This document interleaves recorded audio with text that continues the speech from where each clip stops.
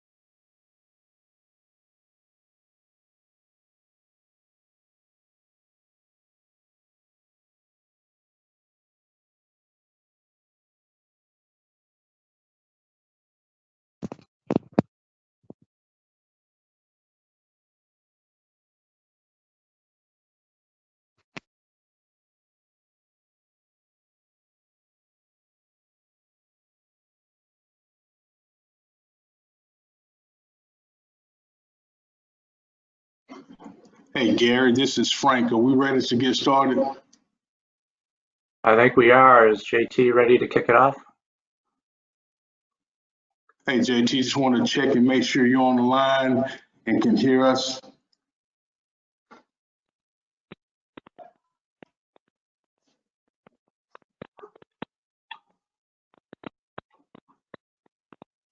Hey, Constance, can you please make sure that President Young is not muted?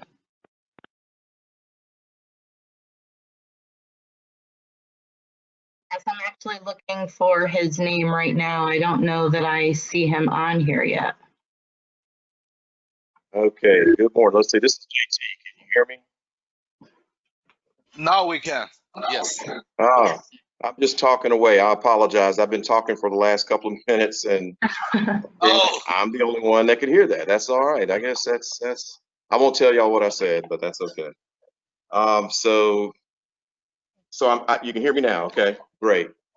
Well, good morning, and I apologize for the technical difficulties. That was on my end. Want to welcome everyone to today's review for the Power Supply Advisory Team of the MLGW Integrated Resource Plan draft results. Certainly want to thank everyone for being here. I know we have more than just the Power Supply Advisory Team on the call this morning, And in a minute, we'll do a quick roll call just to make sure we've got everybody or check to see who is on the call. So again, I want to thank the PSAT for your service continually. Appreciate your interest and input.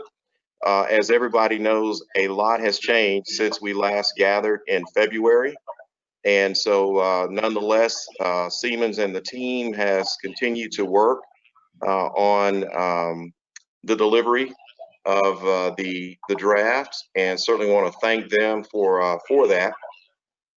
As we begin today, though, I want us to remember someone who has meant an incredible amount to the energy industry. I believe most of you are aware that earlier this month we lost a real giant in the energy industry. S. David Freeman passed away, and he has been really intricately involved across the country for decades. And we will certainly miss his influence. We had several meetings with him in the last several months. Just a great individual. And I wanted to just start off today as we remember David Freeman and just have a brief moment of silence in his honor.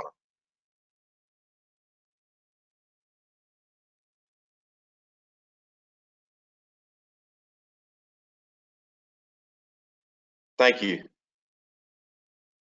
Well, just a quick couple of reminders. Of course, we are virtually meeting today. There will be a lot of information shared. I believe that, and correct me if I'm wrong, Frank or Alonzo, I believe that the PSAT members have just received or should have just received earlier, right before the meeting, copies of the draft report, which we will be reviewing today. And just a reminder for those who may be on the call that did not participate in the PSAT meetings, just a quick brief reminder that over the last year or so, this team has been meeting, providing input to MLGW and Siemens, our consultant on the integrated resource plan. They provided really incredible input that has been baked into the cake, if you will, of this draft, I believe. I am seeing it for the first time with many of you right now. And but it's my belief that they have the PSAT's done an incredible job helping us to consider things that we needed to think about as we go about trying to come up with a recommendation to present to our board on our power supply. And so I want to thank them up front for all of their work and dedication and input. They're going to review, I believe, the IRP process. Just give a brief overview of that IRP process, just to remind everyone what it's about. And I just want to briefly mention the time of the process that will take place now as we move forward. Of course, today is the draft review, and there will be some time spent on that. The Power Supply Advisory Team members will have the opportunity to chime in with comments and questions. On next Thursday, I believe it's the 4th at 6 p.m., there will be another virtual meeting held regarding the IRP. It will be a community meeting, but anyone, of course, can join that. There will be an opportunity to post questions prior to that meeting. Any of the questions that are posted by 5 p.m. on Wednesday the 3rd will be discussed at that meeting on the Thursday, June 4th from 6 to 7:30 p.m. That meeting will commence a 30-day public review period whereby the draft IRP, it'll be posted, actually be posted on our website beginning today, but there will be a process beginning next Thursday that will allow public comments to be made over a 30-day period, after which time those comments will be taken in and Siemens will then work with Siemens then on the finalization of the IRP. Subsequent to that, the process is that based on the recommendations from the IRP, the scenarios that we will look at those, make a recommendation to the board at MLGW, who will then deliberate. I'll be working pretty closely with Doug McGowan, who is a member of PSAT, and others on this. Our team as well. And after the final IRP is done, we will make a presentation to our board, asking our board to consider a recommendation. They will deliberate, make a decision. Depending on that decision, there will then may need to be, because of whatever that decision is, subsequent action taken by the City Council, Memphis City Council. And of course, that'll be to approve contracts or maybe, other things that are associated with their decision. So just want to make sure everybody is aware of how that process will go moving forward. Don't have an exact date of when that presentation will be made to our board. I would anticipate in a late July, August timeframe is probably what we're looking at, but that's still fluid, as are most things right now.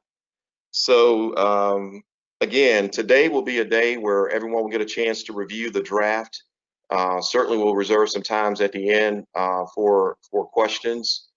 And right now, what I'd like to do is turn it over to Frank Fletcher. Frank is our project manager who has been working from the very, very beginning, along with Alonzo Weaver, our chief operating officer, on this project. I'm going to ask Frank if you would to just do a quick roll call of PSAT members so that we can verify who is here from the PSAT. Frank? Yes, sir. Can you hear me okay, JT? Yeah, a little bit. Yeah, you sound a little hollow there, but it may be on my end. Yeah, I think what we're going to have to do, if you're not talking, we need to mute.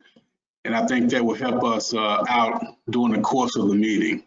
So I'm going to start the roll call and we'll see how this plays out. But Mr. Harold Bird, are you on the line, sir?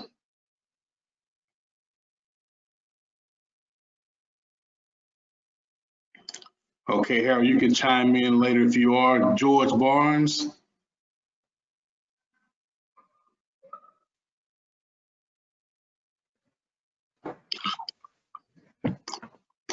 Hey, Constance, let me do this, Constance, since you're the organizer. Can you let me know if the names I called are muted, self-muted? If so, we need to unmute them and allow them to listen to the call. Everyone is muted, but what they can do, yes, we can do that. Otherwise, when you're doing the roll call, whoever you're calling, they would just unmute themselves and then go back on mute. Okay, so. Frank, this is Gail. Harold Bird and some others are on, but they called in, and it's because they called in, they cannot talk. That's correct. That is, so if you called in, that is true. You will not be able to talk. You will be automatically self-muted.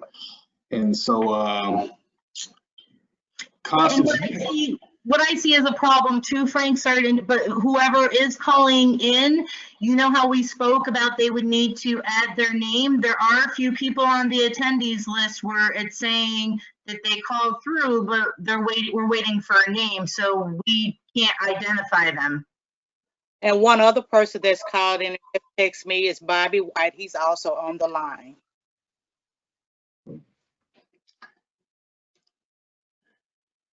Yeah, so let me do this. President Young, given the limitations of people who called in, how do you want to do the roll call? I think we can see the. Yeah, that's okay. If it's going to be some complications, I don't want us to spend too much time on that. I do want us to go ahead and get started with the meeting. I was unaware of the distinction between the call in and the logging in issue. So my apologies for that. I was unaware that there was a distinction there. So it may be appropriate, Frank, at some point during the presentation, for those who have called in, who may not be able to speak, that are on the PSAT, if we would give them a number so that they can text a question that they may have or comment, if that would be appropriate. You may want to think about giving them a number so that they can text you and identify who they are when they text you or text whomever. Hey, Constance, could you please mute everyone, please, except President Young? Yep, just did. Okay, and so President Young, that's what we'll do throughout the meeting. If Constance will automatically mute people, and what I will do is I will give my cell phone number, and so if any PSAT members have any want to text, I give you my information, and we can do that and answer that question. I think that will work. And the best thing to remember, just in keeping with the format that we've had for all of the PSAT meetings, I would ask that those comments and questions be limited to PSAT members for today. Again, there will be a meeting on Thursday, open to the public, that will certainly will have, you know, and the draft will be out, of course, today. But I'd ask that today we limit, just like we've done previous PSAT meetings, limit those comments and questions to PSAT members only. And if you text a question into Frank, please identify yourself. Thank you.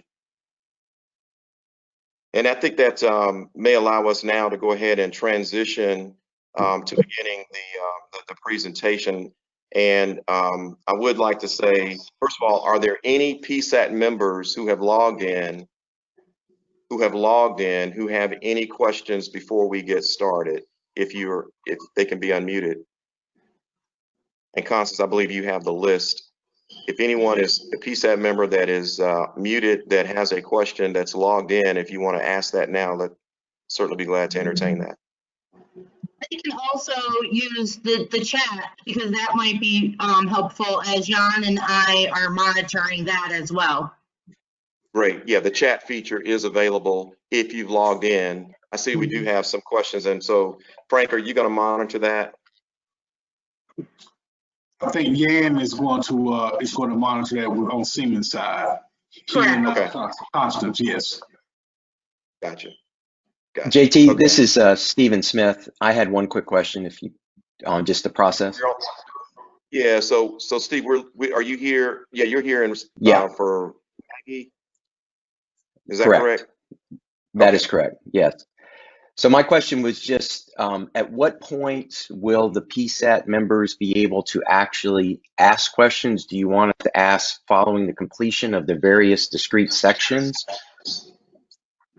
I think it would be more appropriate in this format, Stephen, that we do it according to the outline on the agenda, just to allow. I think it's really important that we get through the presentation today. We will make sure we allow time at the end for questions. I would ask for PSAT members that have those questions. And again, it's just to maintain a little bit of, I think it's just gonna be a little bit less complicated if we don't try to break it up throughout. So let's just try to reserve those questions for the period of time for Q&A, if we could. That would be best, I think. And President Young, let me say, this is Frank again. Gary, as we go through the presentation, we're going to have at least 3 or 4 breaks that we're going to take questions at the end of different sections of the presentation. So the PSAT will have an opportunity. We've already built that in. So good question, Stephen. Great. There you go. So now there'll be opportunities for questions throughout then. Okay. Very good. Thank you. So what I'm going to do now is turn it over to Gary Facinas. Gary Facinas is with Siemens, and he's going to talk a little bit about the agenda for today, give an executive summary of the draft IRP findings. So Gary, if you're on, take it away. Thanks. Can everybody hear me? Yes. Good, thank you. Good morning. As a reminder, my name is Gary Vacinas. I'm the project director for this study. And along with my colleagues today, Nelson Bacalao is the project manager, and he will be presenting.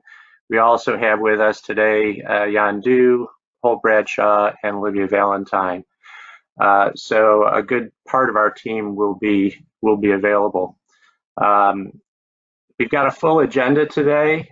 I want to just quickly go over that. I am going to provide a bit of an executive summary. Then we have a presentation from MISO. And at the end of that presentation, which is a description of MISO and some of the studies that they coordinated with us on, we'll have a 10 to 15 minutes for questions at that point in time. We'll then take a break. We'll come back and go through the detailed presentation that Nelson and I will present, that will go through the details of some of the findings that I'm going to mention in the executive summary. At the end of that, we will have a good half an hour for PSAT questions. So we'll have at least 2, possibly 3 opportunities to ask questions as we go forward. So if you can switch to slide 4. This has been an unusual few months since we last spoke, given the COVID-19 pandemic, including having to do all of our work remotely. We're sorry that we can't be here in person, but today is the culmination of many months of work, and we've been very busy since the last time that we met. You'll see on the right-hand side of slide 4 the methodology that we've presented several times, and today we're going to cover steps 5 through 9 of that methodology.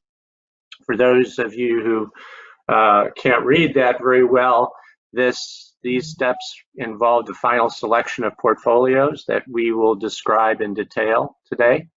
The deterministic and the stochastic risk analysis that we did. Deterministic means based upon a reference case assumptions, and the stochastic analysis is based upon 200 potential futures to evaluate all of these portfolios against a wide range of outcomes.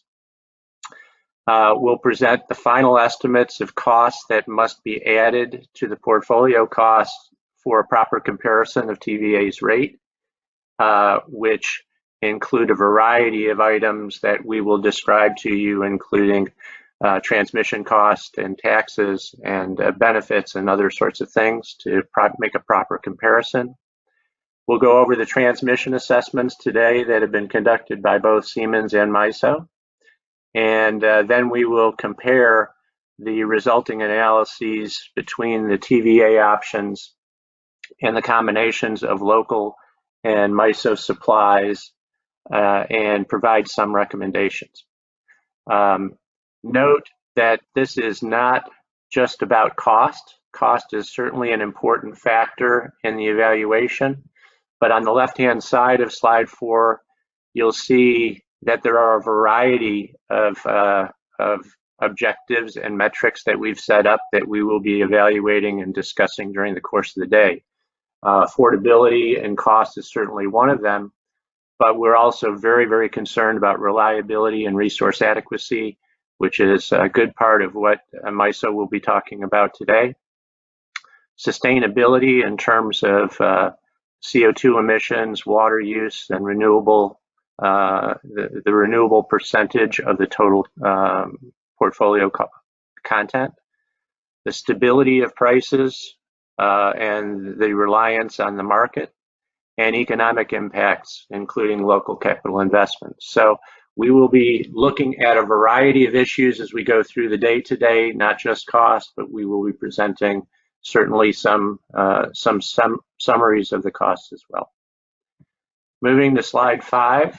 Hey, Gary, real quick, let me chime in 1 second. This is Frank. Yes. Just to the PSAT team, the draft IRP report has not been released as of yet. You will get that today. What you should have received is the agenda and also a copy of the presentation that Gary is going through right now. But just wanted to clarify, the draft report will be posted on our website at 4:30. PSAT members, you will be emailed a copy of that. Just wanted to clarify that point real quick. Go ahead, Gary. Sorry about that.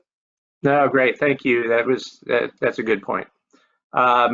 We're on slide 5 now, and you've seen this slide before, but I think it's an important slide to go through again.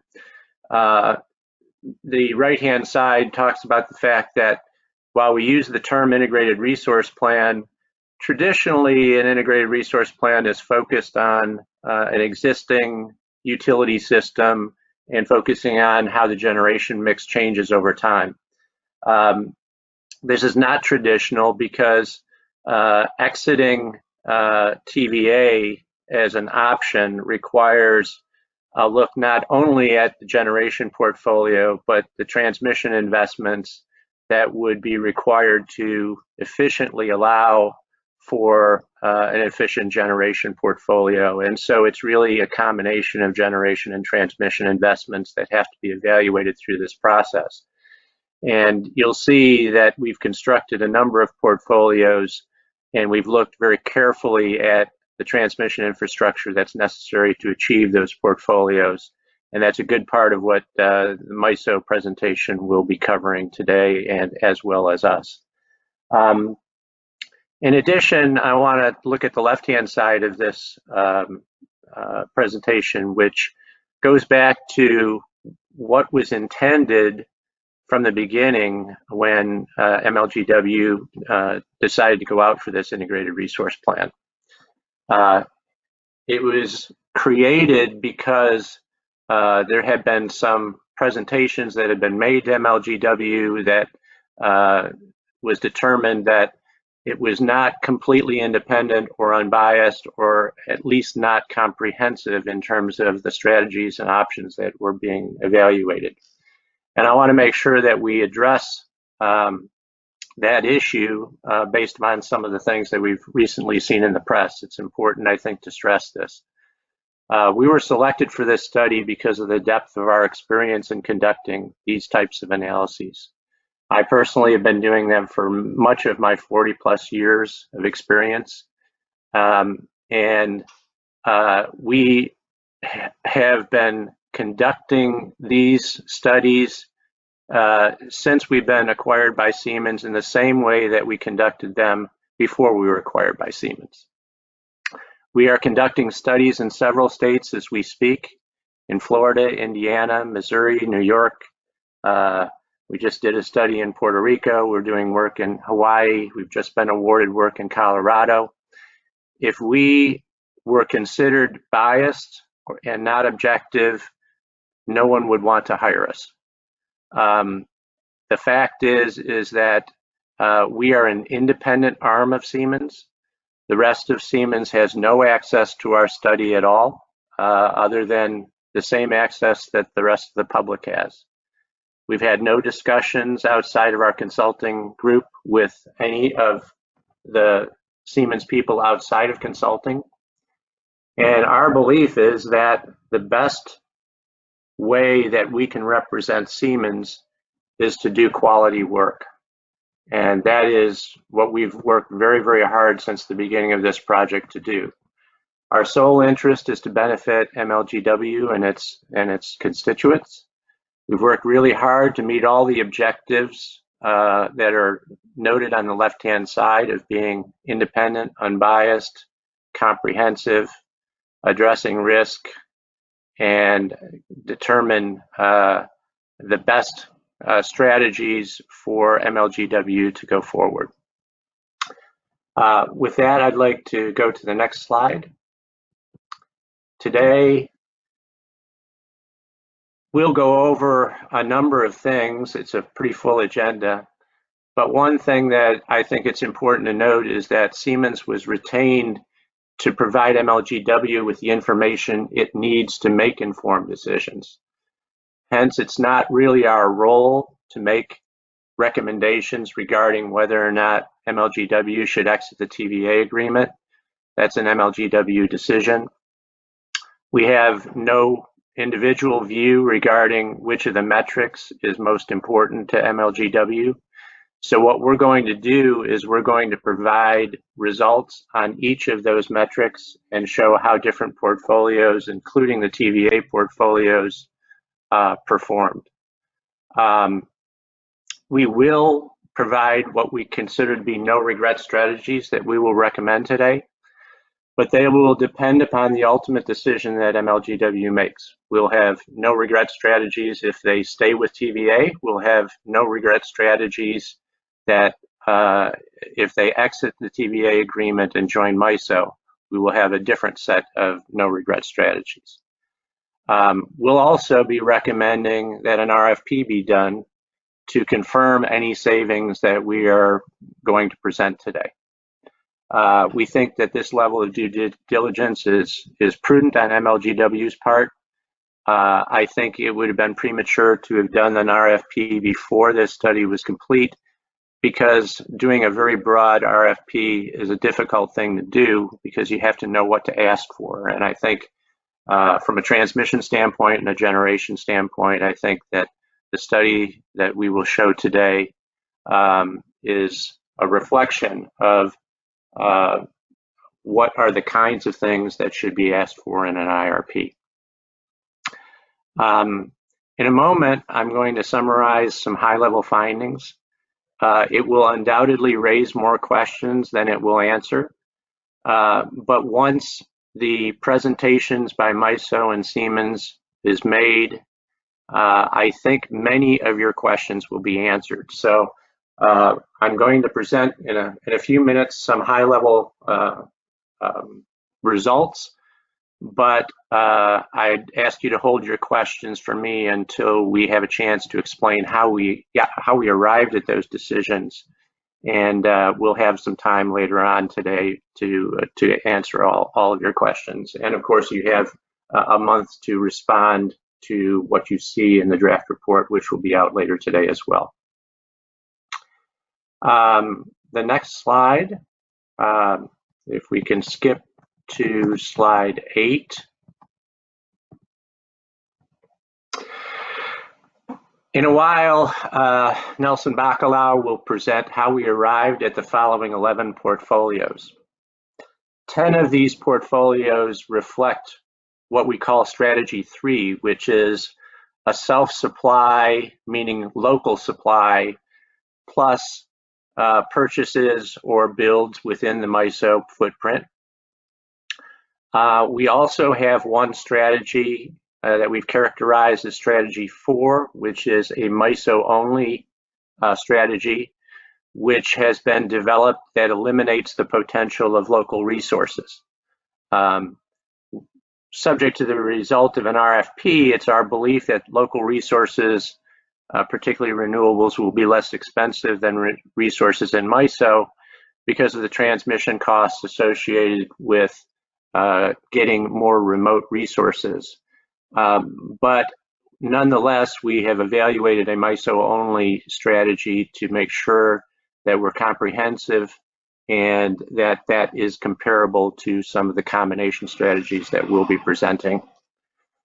We also did an independent study of TVA's future costs based upon their IRP, which showed how they plan at this point in time to build and retire power plants.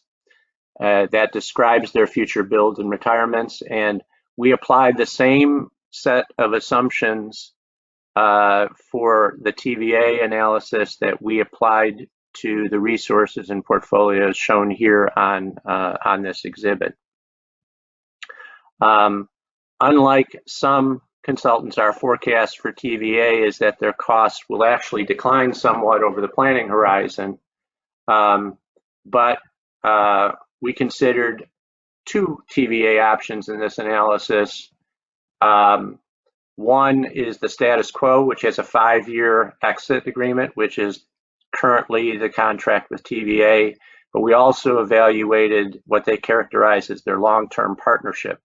And that long-term partnership extends the period of exit from 5 years to 20 years, but it reduces the cost of the portfolio as well as a trade-off. So in looking at these 11 portfolios, I'm not going to go into them in detail. Nelson's going to do that, but you can see after naming the portfolios in the first 2 columns, it shows the local resources, thermal meaning gas resources, and local renewables, batteries. It shows the total local. These are capacity, not generation. These are capacity numbers in megawatts. And then we show the MISO components as well. And then on the right-hand side, we show the number of units, which are combined cycles of 2 different sizes and combustion turbines.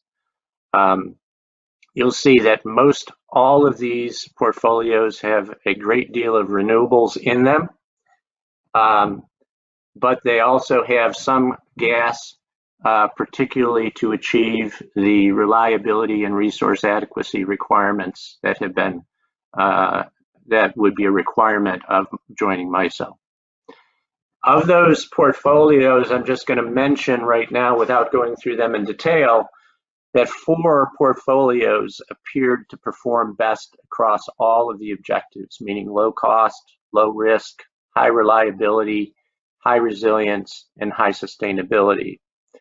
They're shown, you'll see them on the next couple of slides and throughout the day, but these are portfolios 9, 10, 6, and 5. They are all portfolios that are a combination of local supplies and MISO supplies. And those 4 portfolios are the ones that will be compared to the 2 TVA options that we will be providing on the next couple of slides, and the slides that you'll see in more detail as we go through our presentation in the next next hour or so. So if we could now skip to slide 9. So here are some results of the analysis that shows a couple of different of the many metrics that we have, and compares our forecast for TVA and compares them to the best 4 performing portfolios in the local plus MISO characterization. You will see, looking at the left-hand slide, the net present value of costs associated with some of these portfolios, the green being the savings on the figure. In comparing the best portfolios, all of which were a combination of local resources and resources from MISO, 2 portfolios, which are 5 and 9, which have quite high levels of renewables, show savings of almost $2 billion relative to TVA's current contract in net present value terms in 2018 dollars, and $1.5 billion relative to TVA's long-term partnership proposal that many of the TVA utilities have taken, that increases the exit agreement from 5 to 20 years for a discounted price. In nominal dollars, meaning that if you just looked at the savings per year and assumed an inflation of about 2%, the savings associated with the MISO options for portfolios 5 and 9 can reach up to close to $3 billion relative to the existing contract. It's less than that under the long-term contract.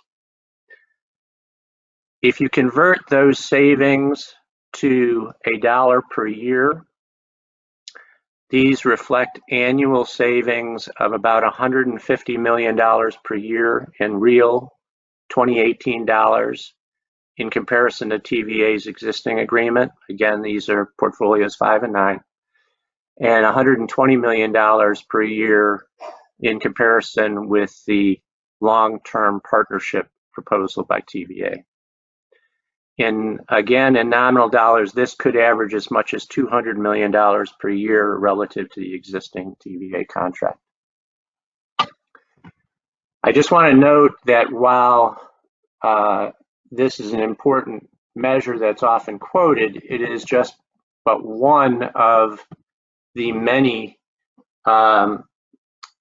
objectives and metrics that we will be looking at over the course of the day. And if you switch to slide 10 for a moment, you will see a few of the other measures. I'll talk about some measures that are on the slide and some that are not. Regarding risk, we looked at the 95th percentile of costs in the cost distribution across the 200 different futures that we looked at. And in that case, portfolios 5 and 9 are still below TVA's 95th percentile cost, but by far less than the difference in the mean value or the expected value. And that's because TVA's portfolio has less market risk variability than some of the MISO portfolios. Nonetheless, at the 95th percentile, two of the portfolios are slightly lower than TVA, and the other two are slightly higher. Regarding CO2 emissions, portfolios 5 and 9 are about half of TVA's emissions from their IRP, and the other two are closer to 2/3 that of TVA's. Not shown here, but Nelson will show them later.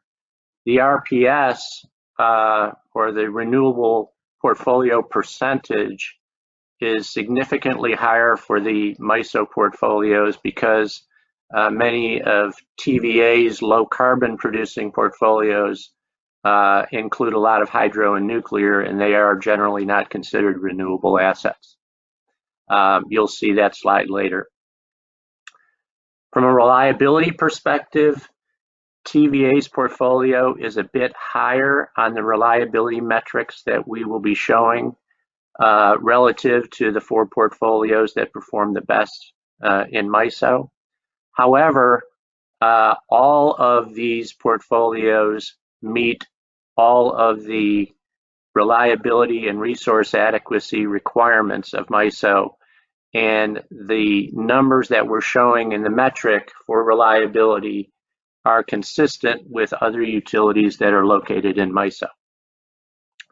I will note that one of our metrics is resilience, which looks at worst case conditions. And we did note that one of the portfolios in MISO, portfolio 5, had circumstances where load shedding might be required. It does not perform as well in the resilience metric. It's one of the reasons that we created a different portfolio, portfolio 9, which had the same basic characteristics, but we moved up some of the investments in combustion turbines to an earlier date to reduce that reliability concern or reduce that load shedding concern for portfolio 5. So the savings that we are going to show you today are lower than some of the estimates that have been quoted in the press. In part, these are due to costs that don't show up when simply looking at MISO market prices, including some of the transmission investments that we've been talking about, the cost of joining MISO, becoming a local balancing authority, providing services that TVA has provided, addressing payments in lieu of taxes that TVA is paying, and others, what we call gap analysis, which means providing the services that TVA has been providing that MLGW will have to do internally in the future, and also inflation.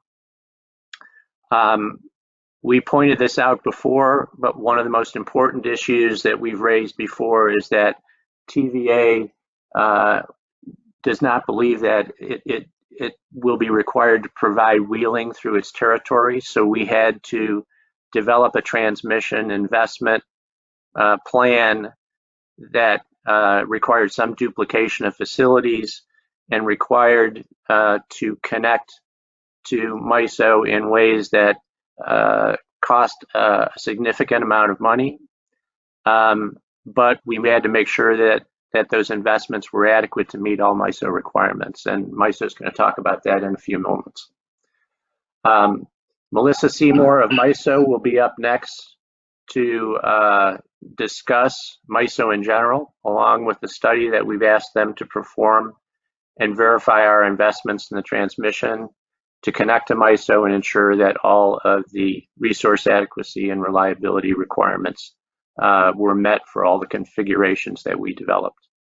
After Melissa is done, we'll have time for questions, take a break, and then Nelson will go over all of these analyses that we've done in more detail.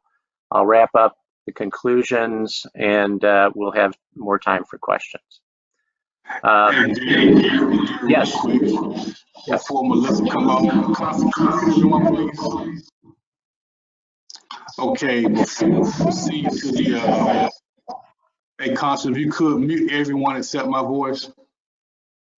Thank you. So before we proceed, I'm going to ask this. We've got a lot of interest in the meeting and we have actually filled it up. So what I'm going to ask is, if you're an MLGW employee who will not be making comments, could you please release the call and join via Zoom? Corporate comm sent out an email on how to do that. So please, MLGW employees, before we move forward with the MISO presentation, release the call so we can have other PSAT members who wish to join the call do that, and the general public as well. We have quite a few people from internally that's on this call. I appreciate that. With that, I'll turn it over to Melissa. Melissa?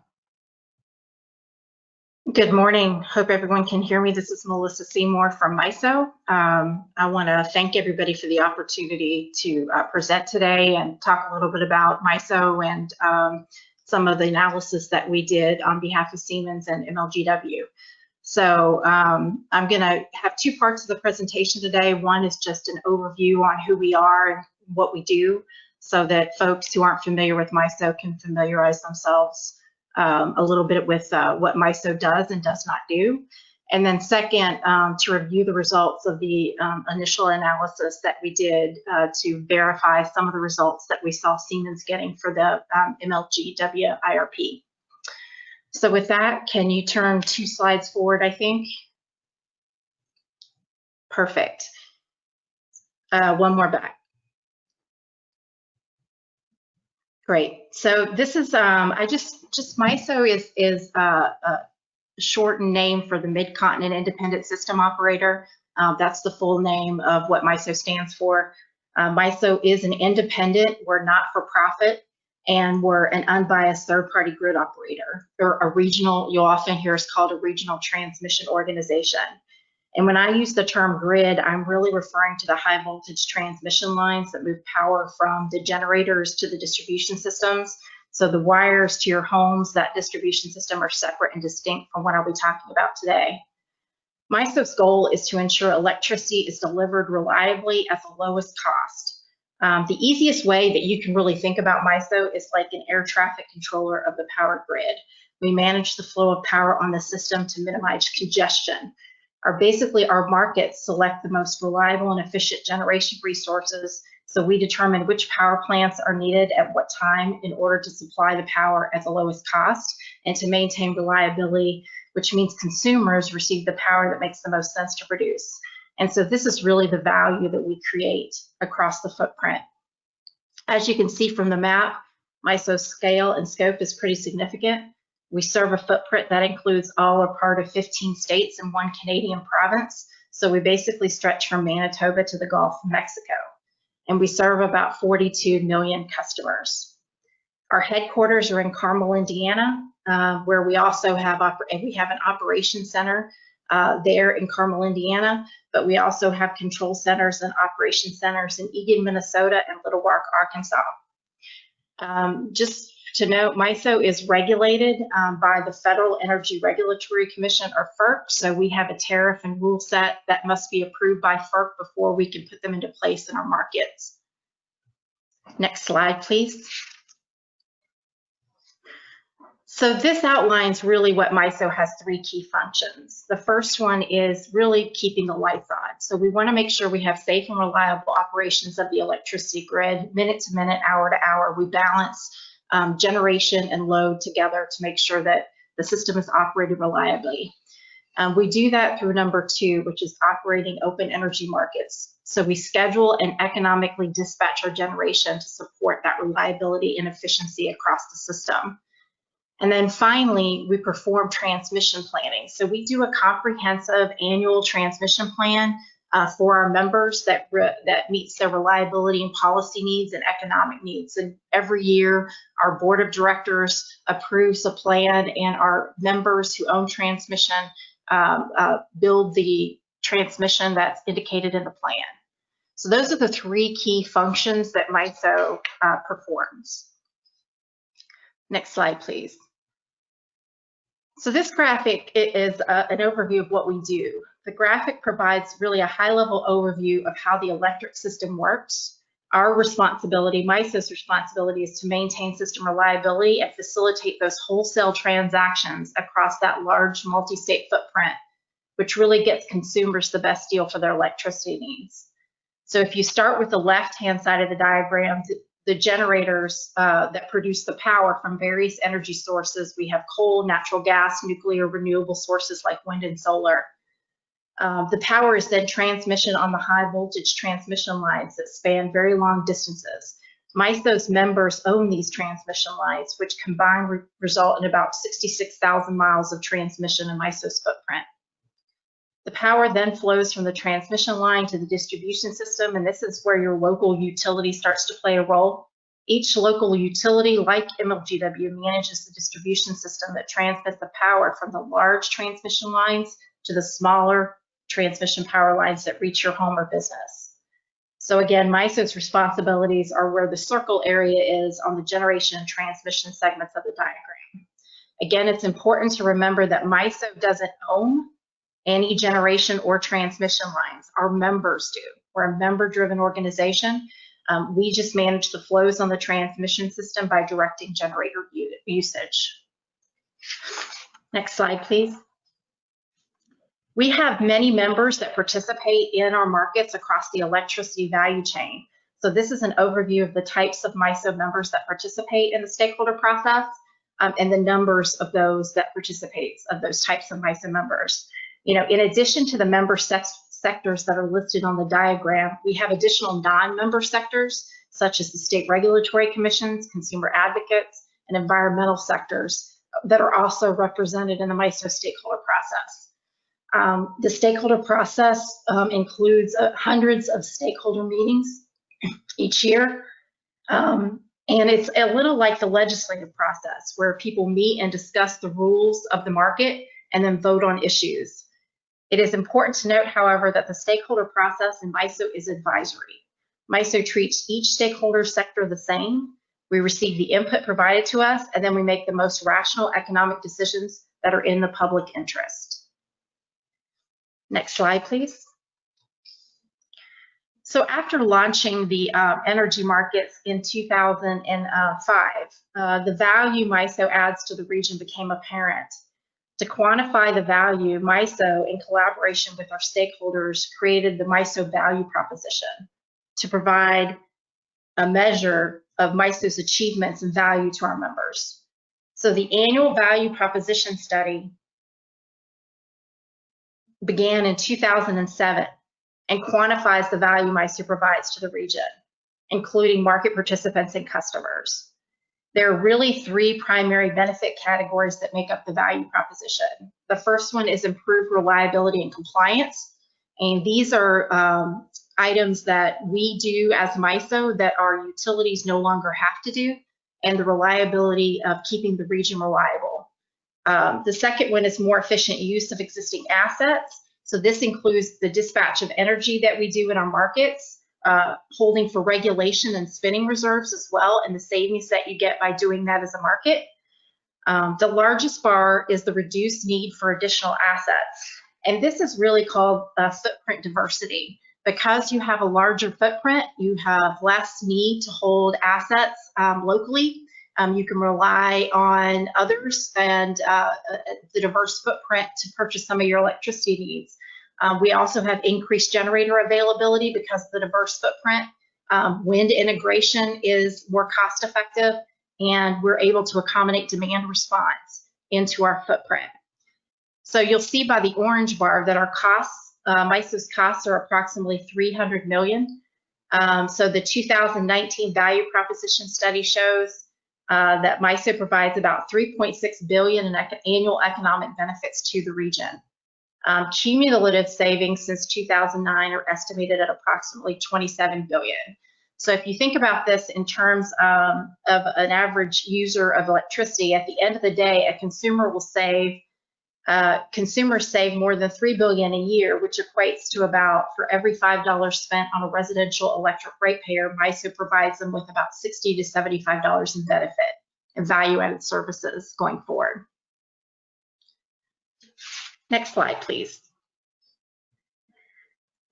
I wanted to show you a little bit about our portfolio mix, the resource mix that our owners have across the footprint. So this slide shows MISO's annual energy generation mix in 2005, 19, and a projection of 2030. The mix has changed notably in the last 15 years, with the reduced widespread dominance of coal resources, 3.5 times the increase of gas-fired generation resources, and the advent and growth of renewables. This was paired with reduction in our planning reserve margin from a range of 25 to 30% in 2005 to around 15 to 19% today. If you look forward to the pie chart of 2030, it reflects members' integrated resource plans and announcements. We will basically quadruple the amount of renewables in just 10 years. Notably not shown, we will add a significant portion of solar generation and greatly reduce our reliance on coal resources. As is evidenced by the pie chart, MISO is seeing a significant shift in the resource portfolios of our members, and we are really actively identifying transitional and transformational enhancements that must be made to planning, operations, and markets to ensure that we can continually, reliably, and efficiently do our operations. So if MLGW were to join MISO, they would also get access to this diverse portfolio of resources. So with that, that concludes basically my overview of MISO. I'd like to dive into a little bit about our membership assessment that we've done for Siemens and MLGW. So if you could go to the next slide. As Gary mentioned, we looked at really 4 different primary areas for Siemens and MLGW, really to confirm some of the analysis and work that they had already done. We looked at resource adequacy, transmission interconnection and costs. We did a market impact assessment, and then we provided an overview of MISO's overall cost structure. I want to talk a little bit about resource adequacy first. Resource adequacy for us refers to really the electric industry's ability to ensure there's sufficient generating capacity to produce the amount of electricity needed on those highest demand or peak days, with some additional amount, which we call planning reserve margin, that can be accessed in the event of an unexpected outage of one or more power plants or some weather event. MISO, if to be a part of MISO, we set the overall planning reserve margin, so that cushion in the region, and our load serving entities, so those who have the obligation to serve our customers, are required to meet their load requirements plus that planning reserve margin in MISO. They can do that, they can meet that load forecast plus their planning reserve margin through owning assets in MISO, using resources that are under contract, or through our voluntary capacity auction. I will mention that the voluntary capacity auction in MISO is a residual auction that allows buyers and sellers to balance their portfolio prior to a planning year. It is really not meant to be the primary means of procuring capacity for the load serving entity. So it's basically a balancing market. MISO's resource adequacy construct also includes a locational requirement indicating the amount of capacity that must be secured from resources within what we call a zone to meet reliability standards. Most of our zones are consistent with state boundaries. And there is a map at the end of the presentation in an appendix that shows you what zones we have in MISO. So here, Siemens requested MISO evaluate whether their capacity expansion plan that I'm going to show in a moment was sufficient for MLGW to be in local resource zone 8, which is the Arkansas zone. So that zone pretty much looks like the Arkansas piece, the piece of Arkansas that MISO operates in, or to be a standalone zone, so just to be on its own. Siemens also asked MISO to evaluate the impact of MLGW joining MISO on MISO's planning resource margin requirements. So what would the changes be to our planning reserve margin if MLGW would join? And then lastly, resource adequacy related requests that Siemens made was for MISO to determine if there was adequate capacity for purchase in MISO starting in 2025. So those were the 3 questions we received on resource adequacy. On transmission interconnection, to be a MISO member, MLGW needs to be physically interconnected to the MISO system. Siemens proposed a transmission solution that would meet that requirement and asked MISO to determine if the transmission solution was reliable. So does it meet the requirements and standards set out by the North American Electric Reliability Corporation, or NERC? Determine how much power can be reliably imported into and out of the MLGW footprint given that transmission expansion, and to verify that their cost estimates for the transmission and upgrades needed locally and for the proposed generation are reasonable. So those were the 3 questions we received on transmission interconnection and cost. Next was the market impact assessment. So MISO ran studies where MLGW is disconnected from TVA, joins the MISO pool, and constructs new generation and transmission facilities. These scenarios that we look at were contrasted with a reference case where MLGW is part of the TVA pool. The results focus primarily on what we're going to call adjusted production costs. So it's your variable cost savings to MLGW between the scenarios that we looked at, and also the shifts in economic congestion and capacity usage of the new interface and generation over the course of the year study. So we looked at those congestion patterns and adjusted production costs for the market impact assessment. And finally, we had MISO costs. There are really 3 primary costs for MISO membership.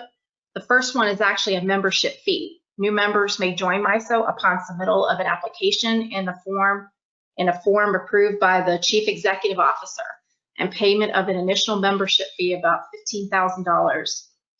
Action upon any application for membership shall be taken at the first meeting of a board of directors following submission of the application.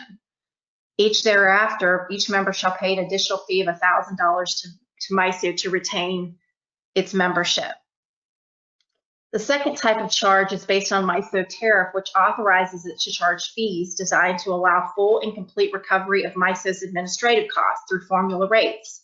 There are 3 formula rate schedules. One of them is Schedule 10, and that's the ISO cost recovery adder.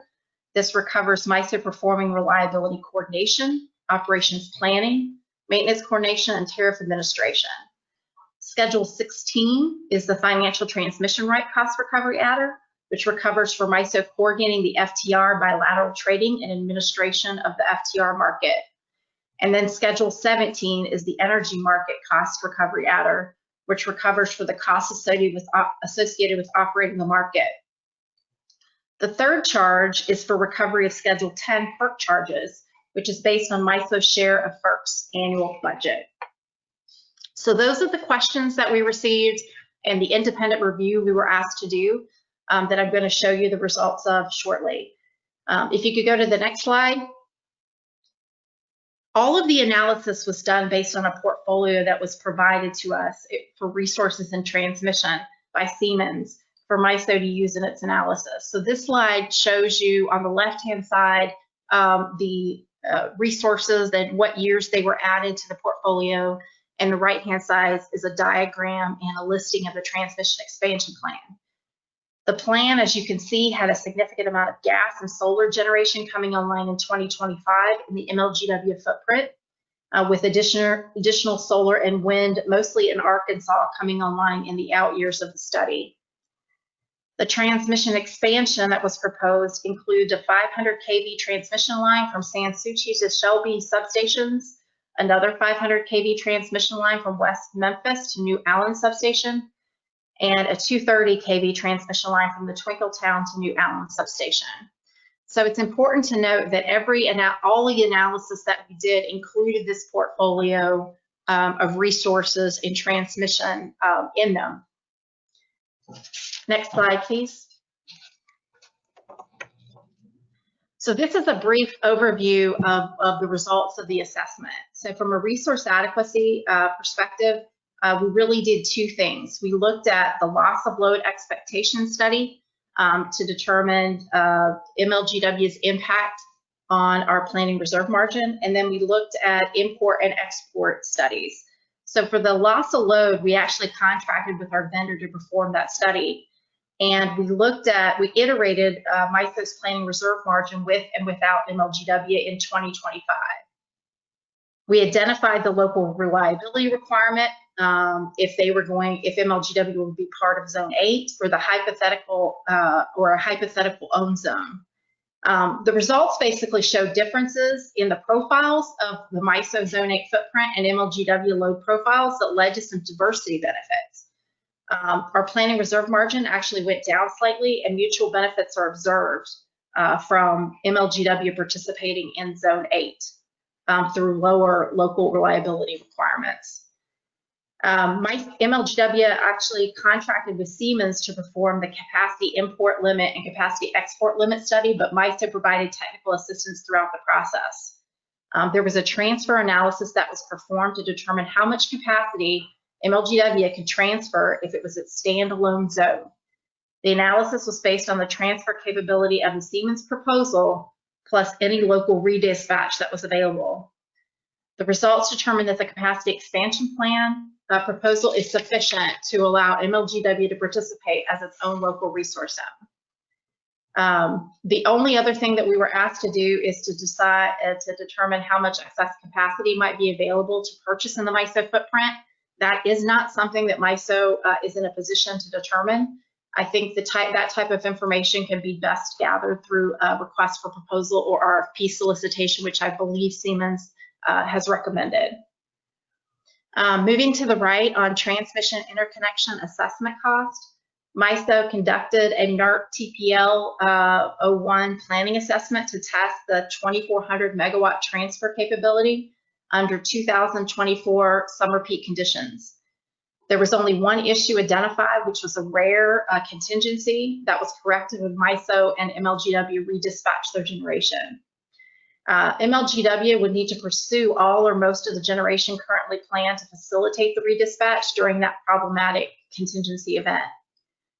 MISO used its MTEP 20, so it's MISO's transmission expansion plan for 2020 cost estimate guide to derive their transmission cost estimates. As you can see here, MISO's estimates were fairly consistent with Siemens estimates when Siemens estimates were adjusted to match the MISO assumptions regarding contingencies and inflation. So there wasn't much difference there.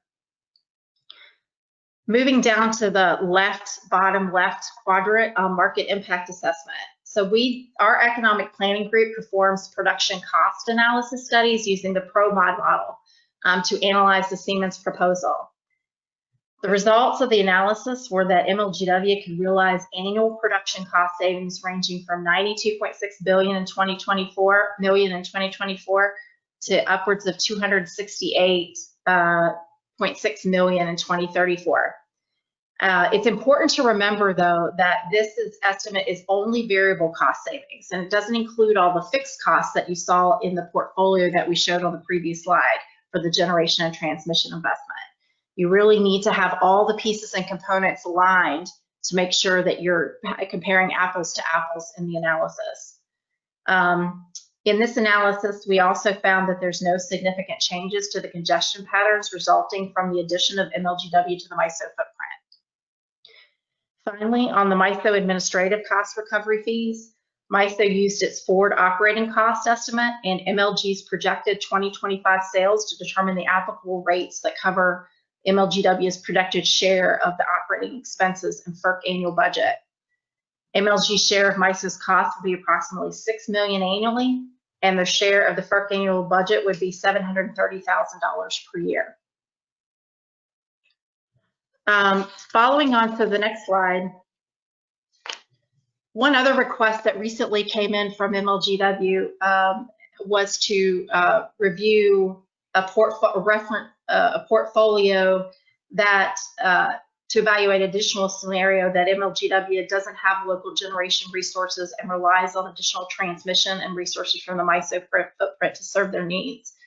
So we are performing an analysis that has the same components, the resource adequacy assessment, the transmission interconnection reliability and cost assessment, and the market impact assessment that is performed for the original portfolio to determine the feasibility of this option.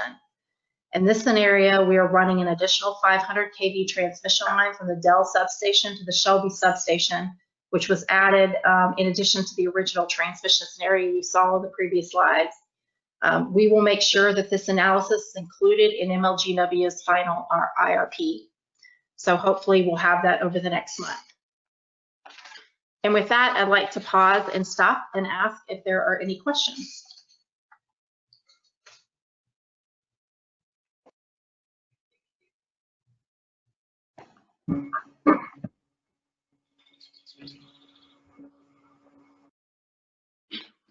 Hey, Constant, this is Frank. So what I like to do is, during this portion, do you have any PSAT members that you see are muted that would like to answer a question? I think I see Mr. Dennis Lynch has a question. Mm-hmm. You want me to ask these questions verbally? Yes, Dennis, if you have a question, just go ahead and let's address it. All right, great. First question is, does MISO have plans to reduce its percentage of energy coming from coal? And how does that happen? That's okay. Let me answer it by saying that so MISO's members are the ones that make the decisions about how they are going to retire resources or bring new resources online. So that 2030 generation mix that you see on the slide is really their assumptions about what they're going to retire and bring online. So there's a substantial amount of coal that our members have decided to retire, and bringing on new, really renewables generation onto the mix. So it's really our members' decisions on whether or not they're going to reduce the coal footprint further. so to clarify what you just said, that's based on estimates they've already provided to you? That's correct. That's correct. So this is based on their similar IRP. So similar to what MLGW is doing, many of our members do IRPs as well, and they look out 20 years to determine what their future portfolio will look at, or they've made announcements. For example, we have many members who've made announcements that they're going to be carbon free by 2030, 2050. So based on those announcements and their integrated resource plans, we were able to derive this pie chart for 2030. Great, thank you. It's Jennifer Hunsberger. I have a question, actually 2 questions, please. A curiosity question: if MLGW were to join MISO, what sector would they be in? Would they be in the generation or transmission sector or other utility? So actually, it's interesting. They can choose which sector they'll be in. There are 2 that come to mind that they could be in. One is the transmission owners, because they would actually own transmission to MISO. So you see that one there. The other one would probably be the muni co-op transmission dependent utility sector. So they could choose which sector they would like to be in, but since they're a municipality, they may want to choose that sector as well. We have many municipals and co-ops who own transmission who choose to be in that sector because the sector is more aligned. And as far as if they were to join the TO group or the distribution group, as far as asset ownership or potential asset ownership, where would they fall within those sectors? I mean, would they be sort of to the top or in the middle as far as if you looked at each of those members as asset owners? So almost all of the transmission owners and munis and co-ops own generation as well. So they're asset owners as well. So they fall in these sectors, but they own their own generation. I would say 92% of the MISO footprint is vertically integrated utilities that have generation and transmission that are regulated or a muni or co-op in our footprint. So even though they're listed in these 2 sectors, almost all of them own generation assets as well. Okay, so I guess maybe asked a different way would be, as far as asset, if you evaluated members on an asset ownership level, would they kind of be like small, medium, or large participants? So would MLGW be small, medium, or large? Yes. Okay, so well, our footprint's about, let's just say 120,000 megawatts of peak load, and they would be about 3,500 of that. So that gives you an overview. We have a number of members who have pretty significant loads in Detroit, in other areas of our footprint in New Orleans. So they would probably be a medium to smaller size member, I would say, overall. Great, thank you. And then just one additional question. When you reference the 92.6 million of savings in 2024 on slide 12, what is that compared to? What's the comparison? The comparison is to TVA. So it's basically, a stay in TVA production costs versus a going to MISO production costs. So it's the difference. Yeah. Thank you. Mm-hmm.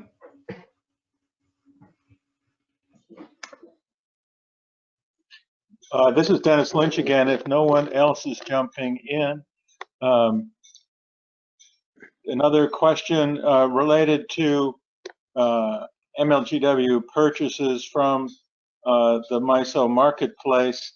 Is it possible to specify that we only want to buy clean energy and we don't want coal generated power or nuclear generated power? So when MLGW makes a decision to purchase energy from the MISO market, they would do so likely through long-term bilateral contracts to accomplish what you're asking. So in other words, they would go out for a request for proposal from folks in the MISO footprint for renewable or gas generation.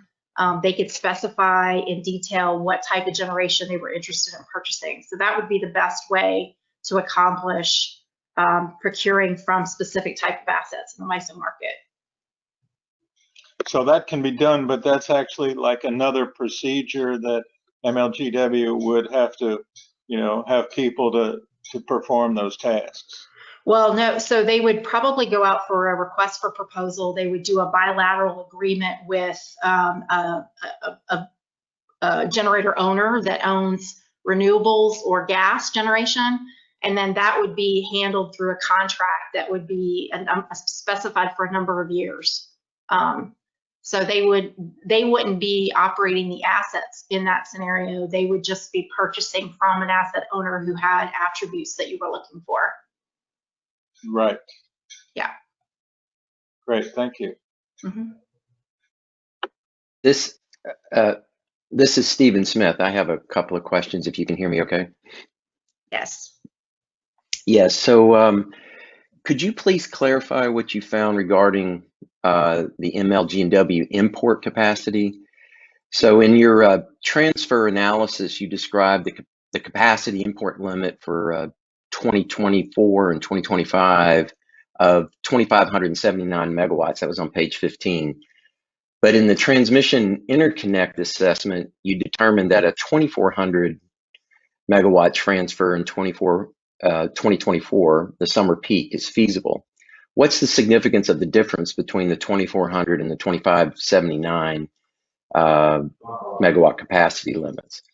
So the 2,400 was actually the value that we tested for reliability that we were asked to test. So that was just a number that we were provided to look at for 2024 peak conditions.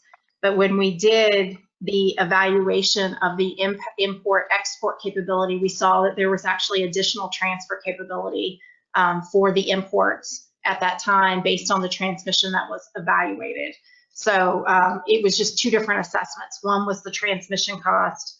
So the 2,400 could maybe be a higher value. We just didn't do the evaluation at a higher value in the transmission assessment. But when we did the import and export limit, the value showed up to be a little bit higher. Okay, and a follow on. So the capacity, so how does the capacity limit relate to the amount of power that MLGW might be able to obtain from outside their territory?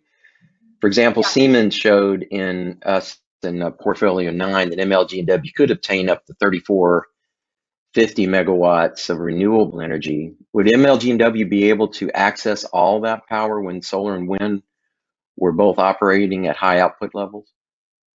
No, so that the output, import capability, you would be limited by whatever your import capability was to how much you could import of any type of resource for the MISO footprint. So for example, based on the analysis of the transmission system that we did, it would be between 24 and 2,500 megawatts that you would be reliably able to accommodate importing at any particular time based on the portfolio they provided transmission. The rest of it would have to be generated, especially for a resource adequacy perspective inside the MLGW footprint. Okay.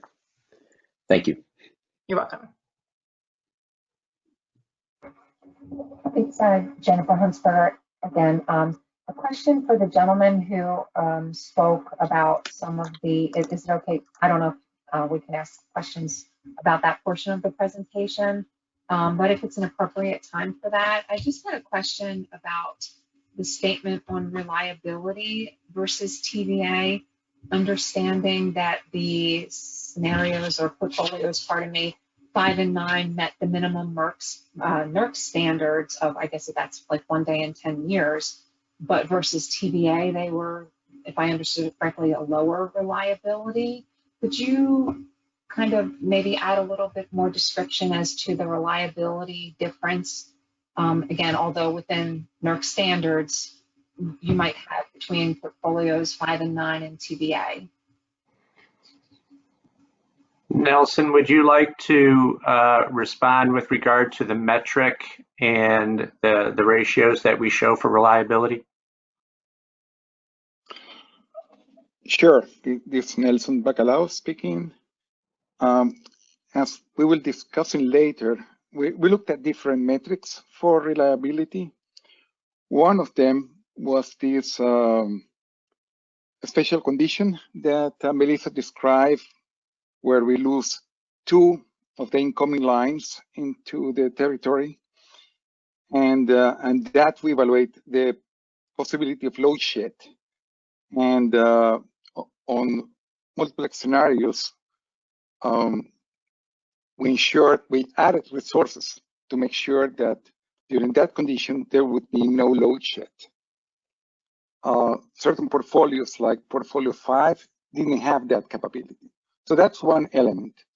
The other element that we did throughout the assessment was the resource adequacy. And I'll enter a little bit more details to what Melissa was talking.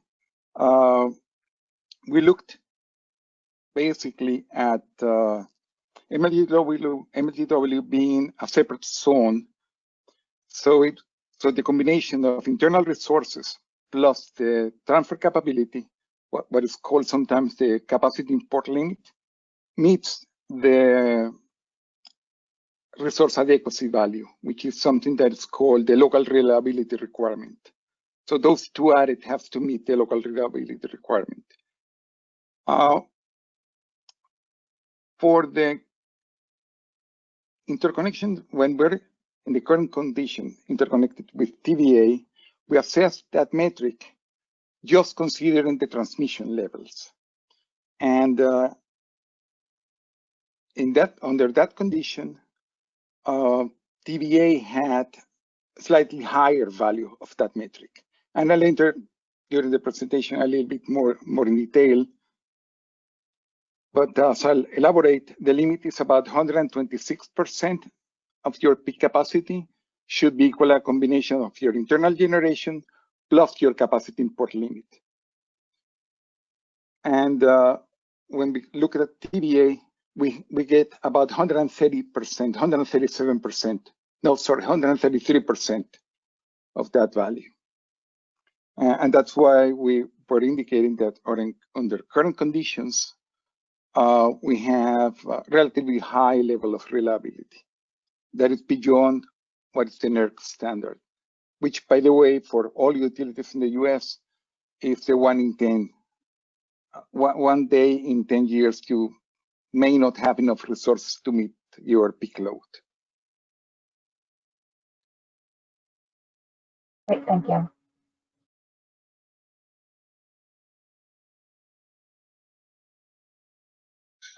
This is Steve Smith.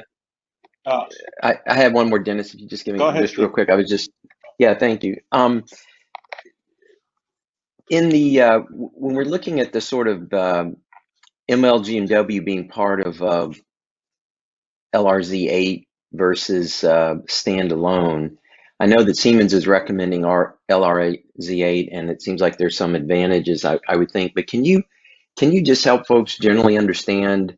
I mean, I know it sounds like there is the capability for MLGW to be its own standalone, but I would think there are numerous advantages of being in a one of these reliability zones. Can you talk a little bit more about that? Sure. So I think the most you get, if you're in LRZ8 with Arkansas, you'd be in with other utilities like Entergy. One of the things for resource adequacy, for example, is you have to hold resources locally in your zone and have import based on your import capability. So one of the benefits of being in LRZ8 is it's a bigger zone with more megawatts, more import capability, less reliable. You can hold less resources inside the zone than you would otherwise have to do if you were your own zone. So it provides you a little more cover from a resource adequacy perspective. There's also a transmission piece of this.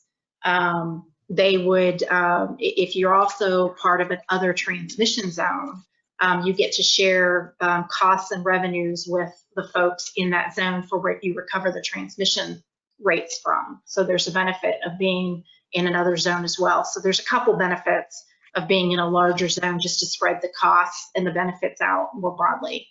Because if you remained your own zone, basically, you would have to do a loss of load based on just the 30, just your peak load plus your resources, and you probably have to keep more resources local than you would have otherwise had to do if you were in Zone 8.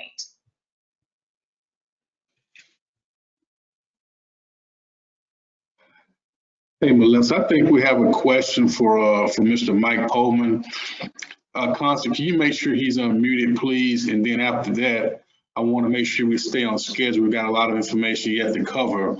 But Mike, if you're on, I want you to be able to ask your question, please, sir.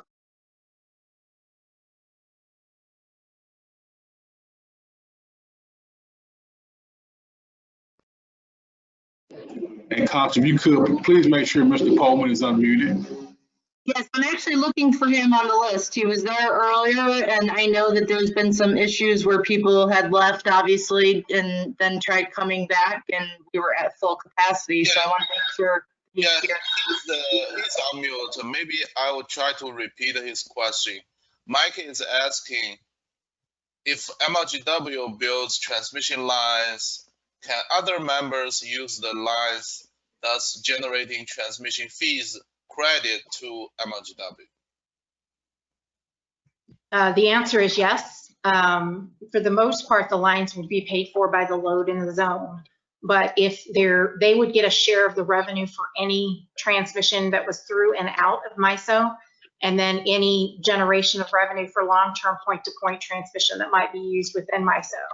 So they would have their own revenue requirement and would be able to collect from those that were using the transmission system.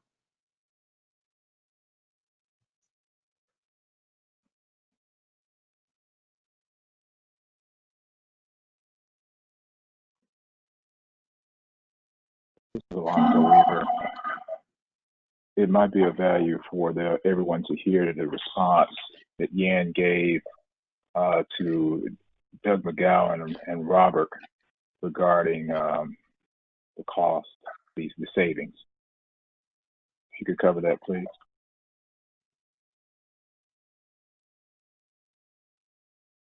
Yan, can you repeat the question that you responded to on the chat line, please?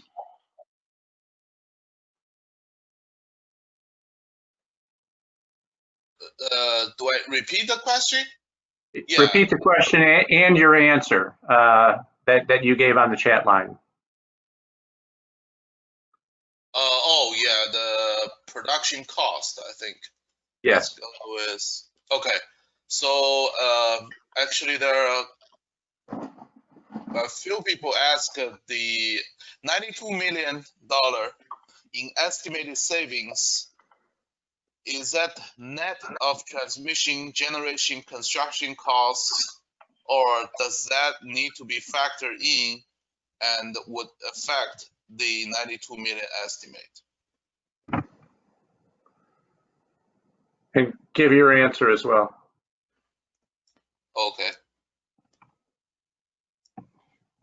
I said it's only the variable cost, which are the variable O&M, fuels, etc., not factoring in any fixed cost, capital cost, etc.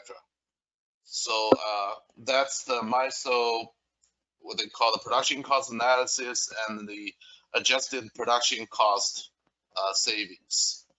And it's the production cost plus the cost of purchases minus the revenue from sales.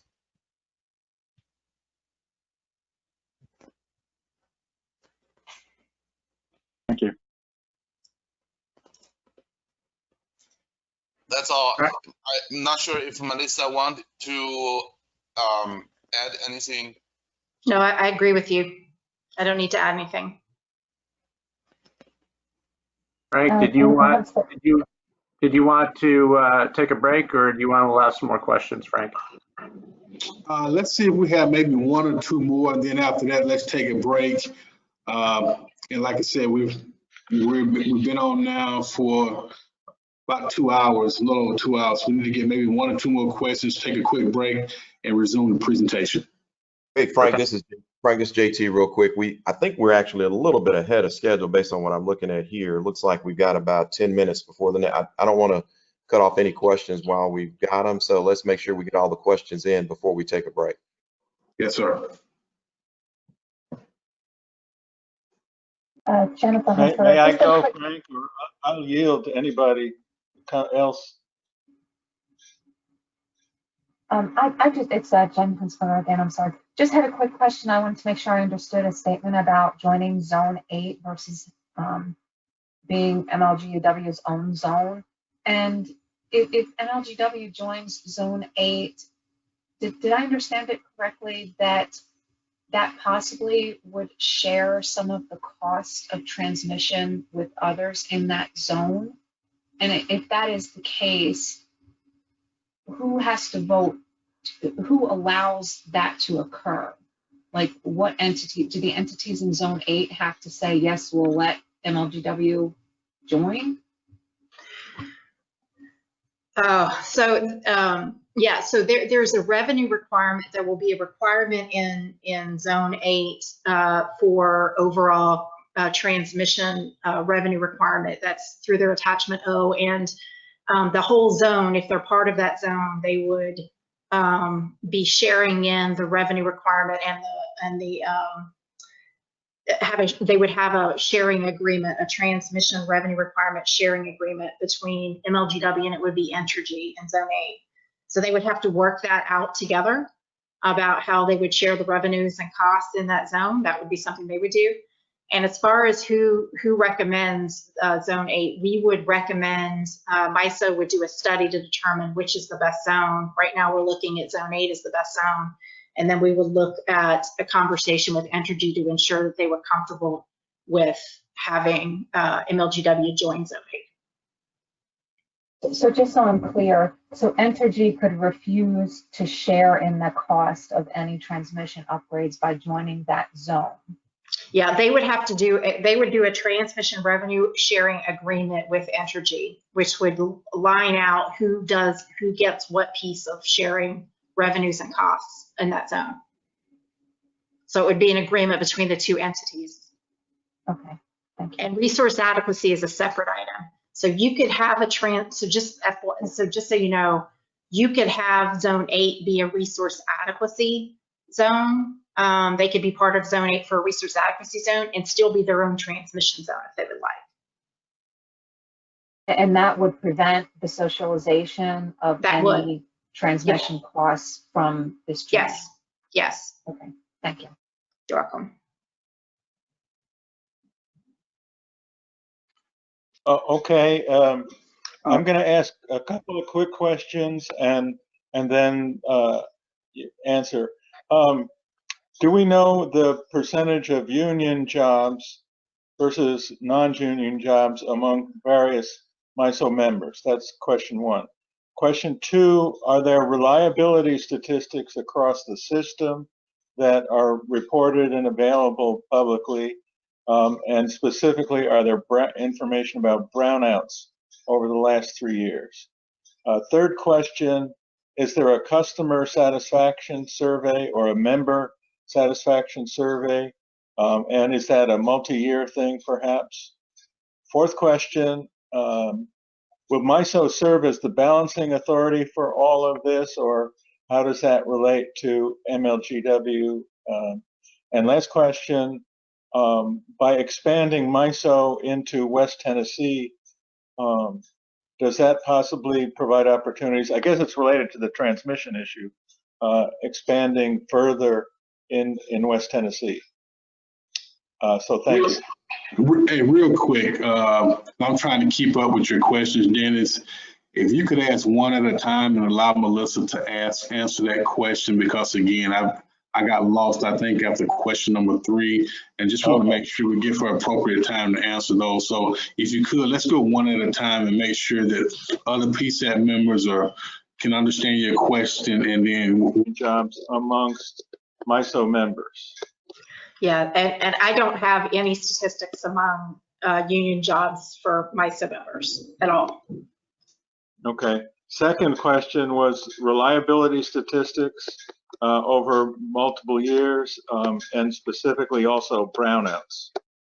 So our reliability statistics can be seen in our value proposition about how we've done over the past year, and we have those numbers back through 2007, I believe, on our website. And then we have other stats that go back 15 to 20 years that are on our website as well. So yes, we have those statistics that we can provide.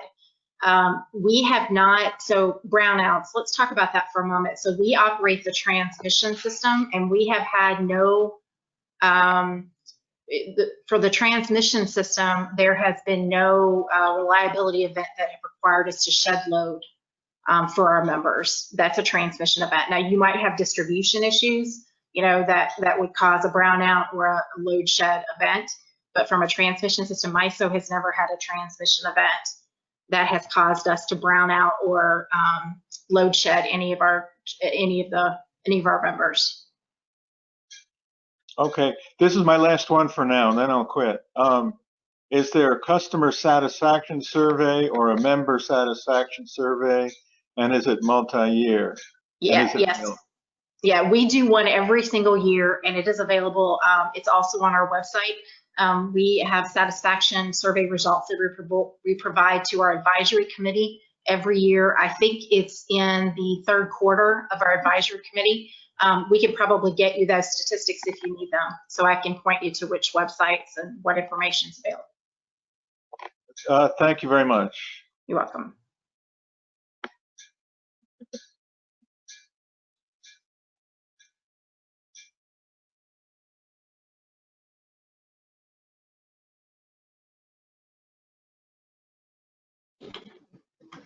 Any more questions before we go on the first break?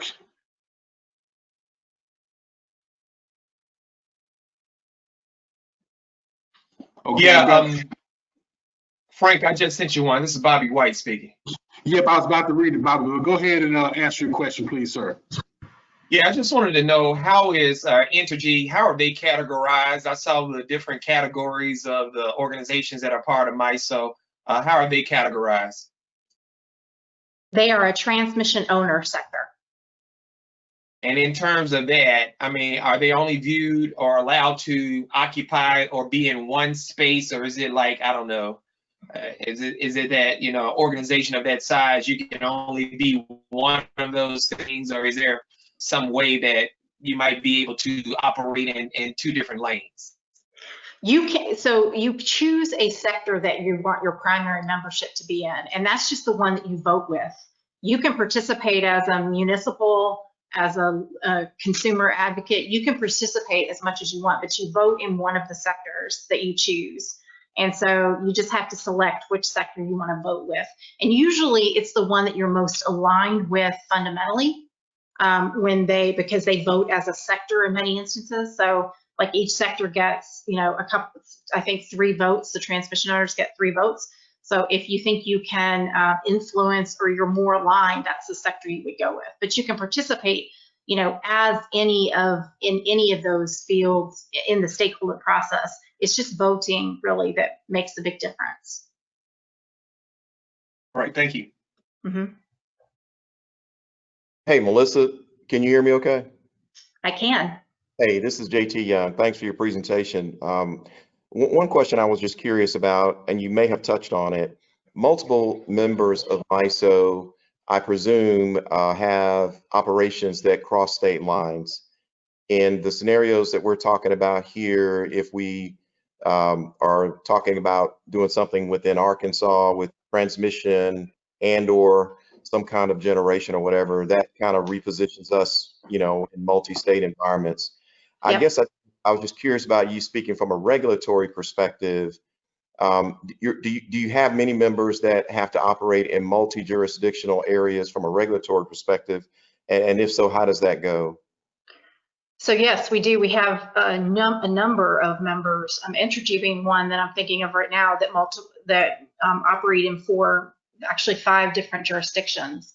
And they have to fall under their state commission's rules to participate in those markets, in those different jurisdictions. We have munis who operate and co-ops that have resources in different states but operate in another state.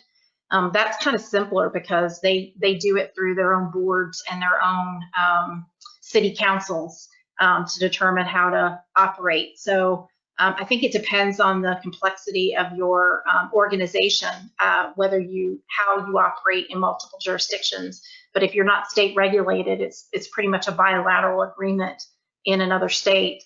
You can build or operate or own generation in another state and just have enough transmission to meet your load obligations. Great. All right. Thank you. You're welcome.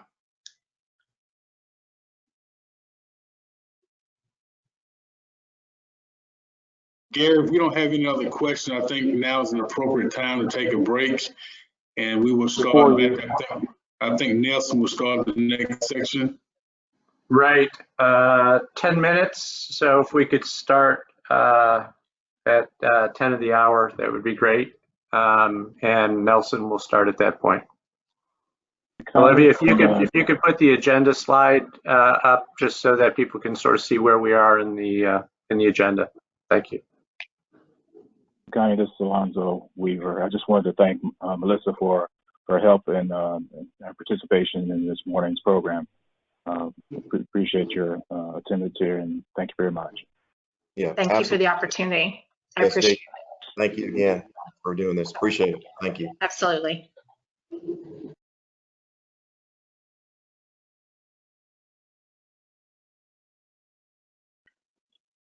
Connie, I'm not seeing the presentation. Oh, there it goes.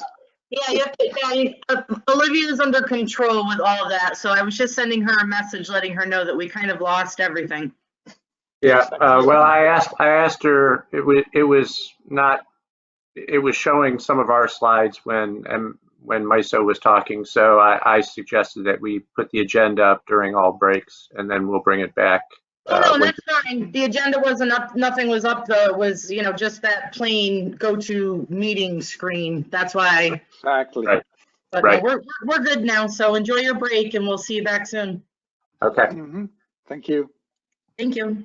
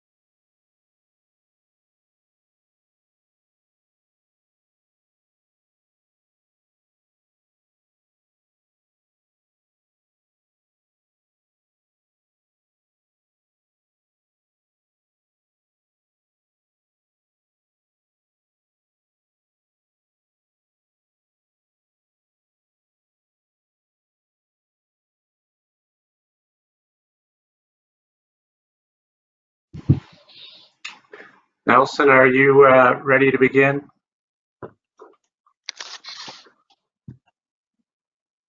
I'm ready.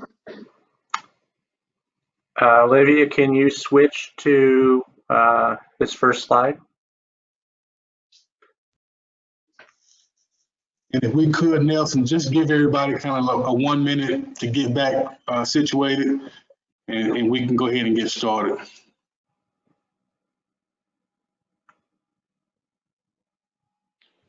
Hey Olivia, Gary, can you which hear me? slide do you want it to be on? That's the one, yeah. You're good. All right.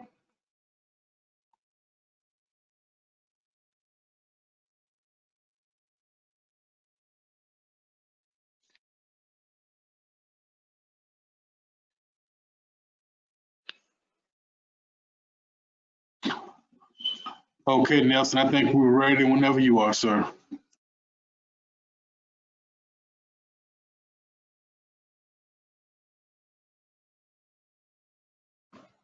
Nelson, are you muted?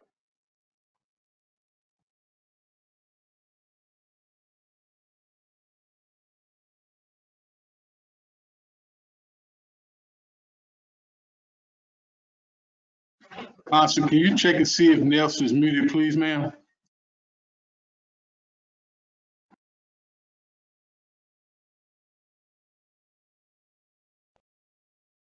Nelson, we can't hear you.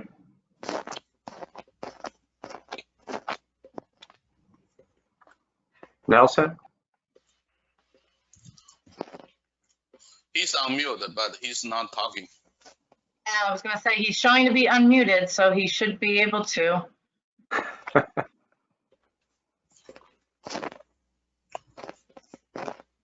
He's having an issue, he just said.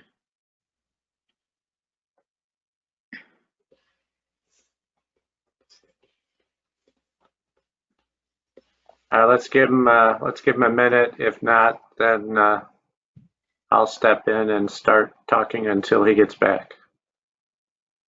Can you hear me? We can hear you, Nelson. Go ahead. I was testing a test yesterday and today with new hardware that was working fantastic. All right, let's go. Let's just go ahead and start. Let's go ahead and start.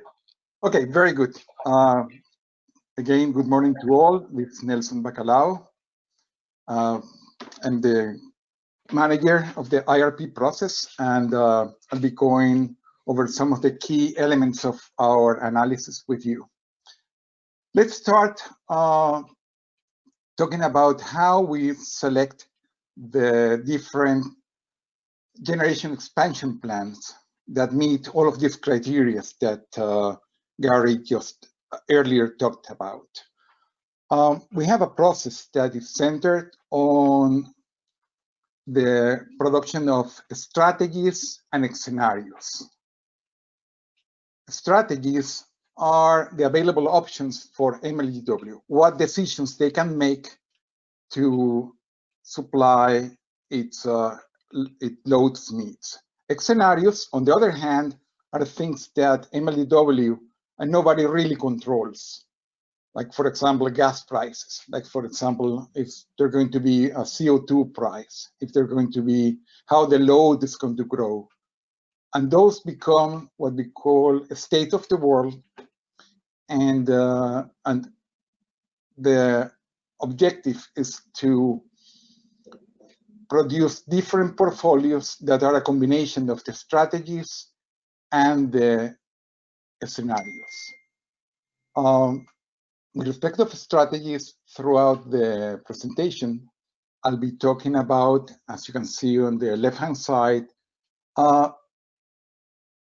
3 key strategies. Strategy 1 was continuing as current with TVA, with the full requirements contracts, but there are 2 flavors to it. One is with the long-term partnership, and the other is with the current contract with the option to give 5 years notice.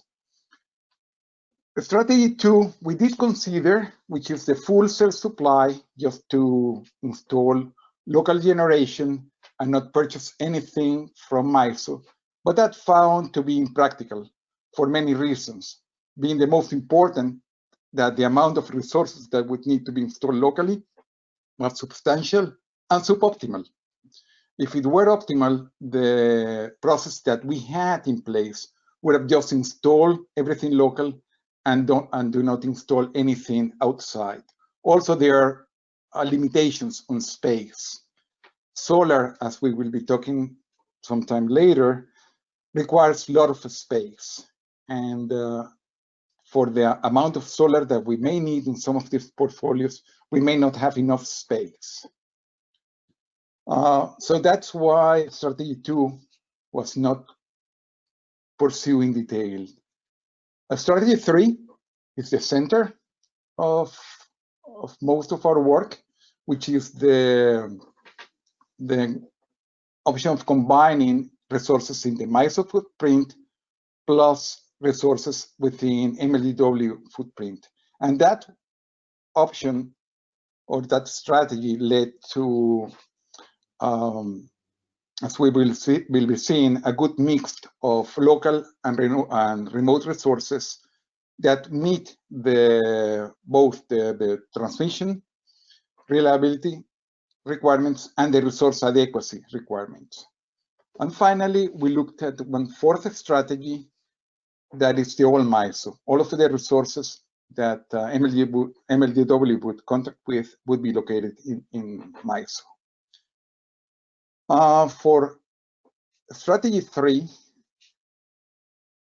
we developed a large number of scenarios. And the idea of those scenarios was to produce as much as possible different sets of generation portfolios. And as you can see in the middle of the slide, we produced 7 scenarios.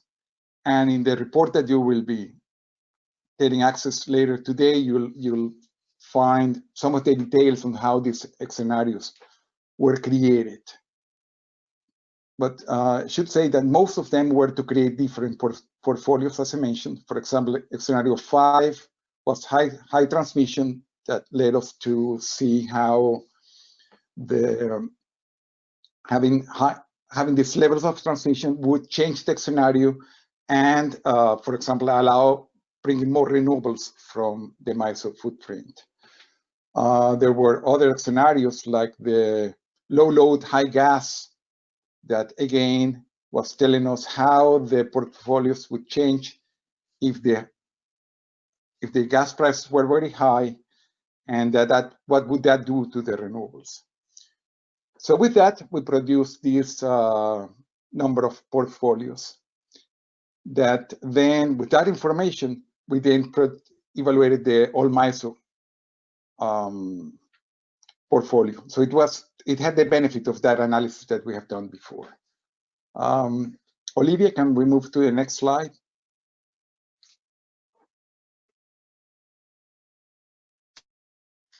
Our analysis process, and this just to give you a view of the type of analysis that we're doing. The table on the left is just to give you a highlight of a number of portfolios that were created. And this was just the last set. There were about 20 portfolios that were created, and then they were processed by a 2-step procedure that we follow. On the first step, we let our optimization program that is called Aurora. It's an optimization. It's integer programming. What it does is minimizes the cost of supply. The objective is to minimize the cost of supply by a combination of direct purchases in the market with MISO, basically the energy market, and the capacity market. And I'll go in a little bit into a detail on the capacity market in a minute. And then decides when to build a new resource. So that gives us a first view of the new resources that would be built in both MLGW and in MISO. It also takes into consideration transmission limit. And most of these analyses, except with, for example, this high transfer or the MISO only, were done with a transmission limit of 2,200 megawatts. So we could ensure that at all times, resources could be delivered to the load. So in this first step, we got the capacity expansion plan, and then we looked at it. Some of them still had reliability issues. Some of them may have combustion turbines being built later in the plan, but we really need it by 2025. Some of them may have renewables going later in the plan, but by looking at the cost, we thought that advancing them could result in a lower cost portfolio. So that's what we call the expert judgment. So then we fix some of these decisions and we rerun the Aurora optimization program and get a plan. And during this interactive process, we got a number of portfolios, which are all of the ones that you're seeing here in the left-hand side. Then we ranked all of those portfolios, and some of them were clearly superior than others. Like, for example, there was the reference case that we call S3S1P1 at the very beginning, and that one is not a superior. Portfolio 1, which is a derivation of that scenario, which has some GTs advanced, is a superior portfolio. And in this way, we produced 10 portfolios for further analysis and one all MISO portfolio. Olivia, can we move to the next?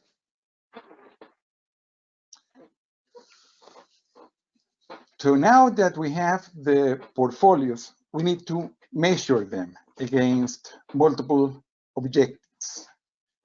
And as Gary said, while least cost is one of it's a very important objective, there are other objectives that are also very important, and we measure them. One of them is reliability.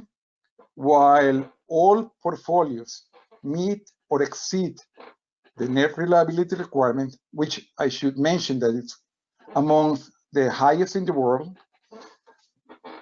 some of them meet them by a greater margin than others. So this is one metric that we follow. Like, for example, under certain events that we lose two unrelated lines, that's called in NERC terminology a P6, and potentially you could shed load. But we follow that. In some cases, we didn't allow that load to shed. So according to these methods, we were looking at how they stack up with respect to their reliability. The other key metric, of course, is affordability. And you'll see me throughout the presentation talk about the net present value of the revenue requirements. That's the revenue requirements. It's the amount of money that MLGW would have to pay every year to repay the debt that it has on the transmission assets that it built, to pay for the developers that develop some of the solar and thermal resources, to pay for the bilateral contracts that it may enter with. So all of that becomes the revenue requirement, and that's a yearly outlay of money. So we make a present value of those, and we compare the different portfolios, and we compare against the TVA option, which was also analyzed in detail, and we produced a forecast of how that revenue requirement would look like, again, including all of the components that TVA would seek recovery on. The third metric going down on the list is price risk. This really how the different portfolios respond to events that we don't control, like the gas prices. And we have two metrics to look at that. One of them is the 95th percentile. That is the value that is only exceeded 5% of the time. So on all of the runs that we did, all of the stochastics runs, we basically do a Monte Carlo simulation of all of these inputs that we don't control and get the results.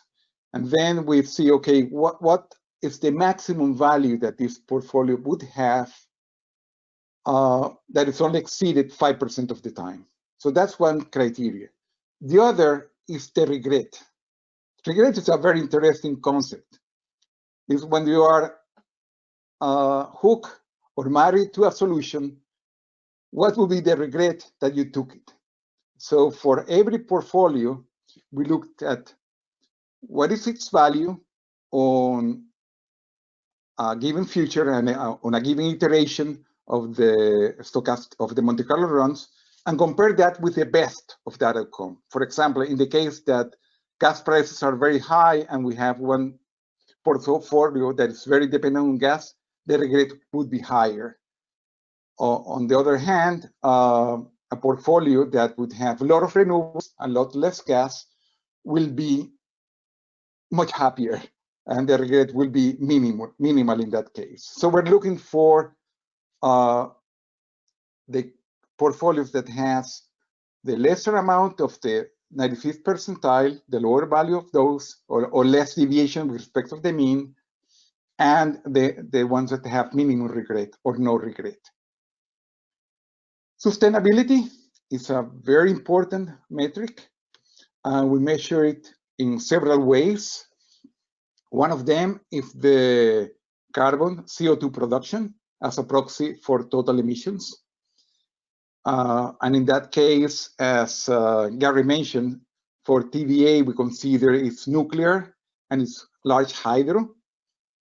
Then we also looked at the RPS, the Renewable Portfolio Standard. And in that case, we focus only on the traditional solar and wind. Large hydro is not included in that metric, and the nuclear is not included in that metric. Just to see it in two different ways. We also looked at water consumption, and water consumption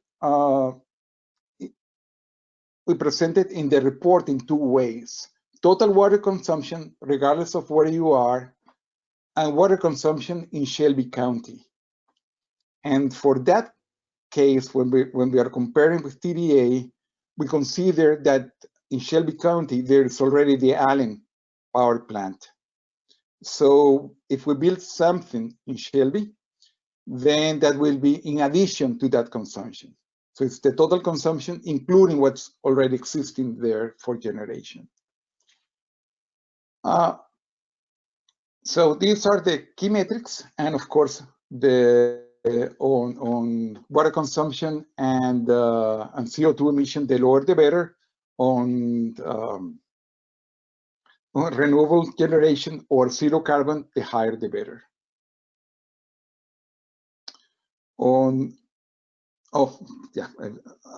I should have said that. And we also measure the CO2 emissions, and the lower the better. And CO2, of course, being a global factor, we're measuring fleet-wide. For market risk, that's the exposure that the different portfolios may have to purchase and sale to the market. There are some portfolios that have large amount of renewables, and what's being done in those cases is that during the daytime, some of that renewable is sold into the MISO market. In fact, some of that renewable is located in MISO market. And then at night, we purchase from the MISO market. So we're, in a way, this using the MISO market as a virtual storage.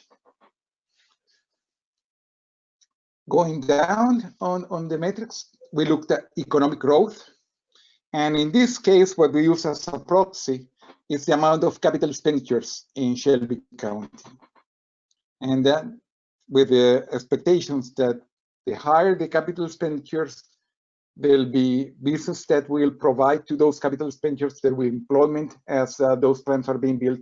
So that's what we use as a measure for economic growth. And finally, resiliency is the one that I just mentioned, which is that that contingency that Melissa mentioned, the problematic contingency. That's really the loss of the two 500 kV lines, and in various portfolios, knowing that it existed, then we added some resources to mitigate or added some additional transmission to mitigate it, like in the case of the old MISO portfolio. With that, can I move to the next slide?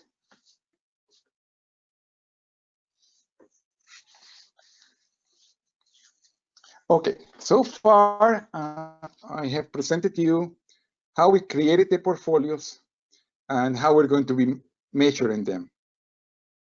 When we're measuring those portfolios, we need to take into account a bunch of inputs. And some of them are the costs, which are part of the capital costs, which are part of the decision making. So let me go next over the key inputs. One of them is the load. We have what we call our reference case, and throughout the presentation and the report, whenever I talk the reference case, I'm talking about that black line that you see there in the middle. And then there is a variability around it. When you look at our report, you'll see that for every analysis, there is a stochastic analysis, which takes into account this variability that you see there. So you'll see first a deterministic, which is using a given input, and in most cases is the reference case, and there's the stochastics that look at the variability around that variable. And for example, we see that for load, there is little risk of the load going down, but there is an important probability that the load may go up. Can we move to the next slide? Gas, of course, it's an important, very important component, and therefore we devoted a lot of time to its analysis. We not only had a forecast for gas prices, as you can see there on your left-hand side of the slide, but also we did an analysis of the cost to deliver that gas. And we consider the three pipelines in the area, the ANR pipeline, the Texas gas, and the trunk line, and produce a forecast of those costs going forward. And those were added to any facility that would be built inside MLGW.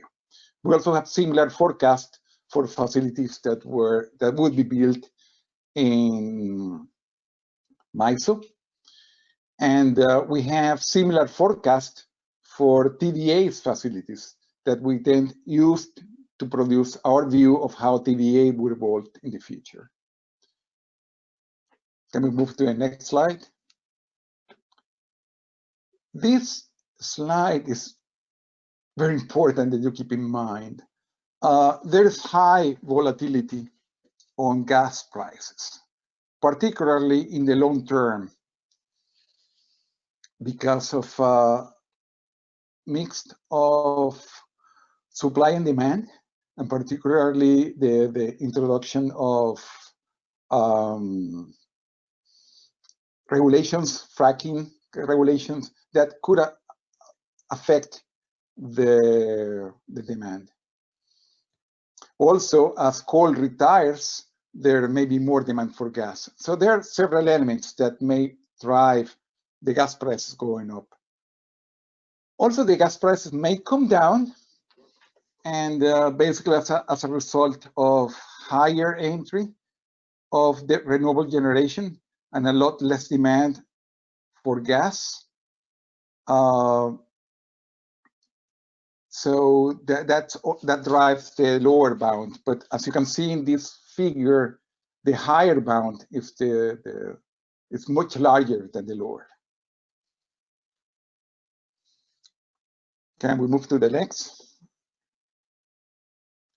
We also did a forecast for coal prices. This has relevance for the assessment of TVA and also for the assessment of MISO.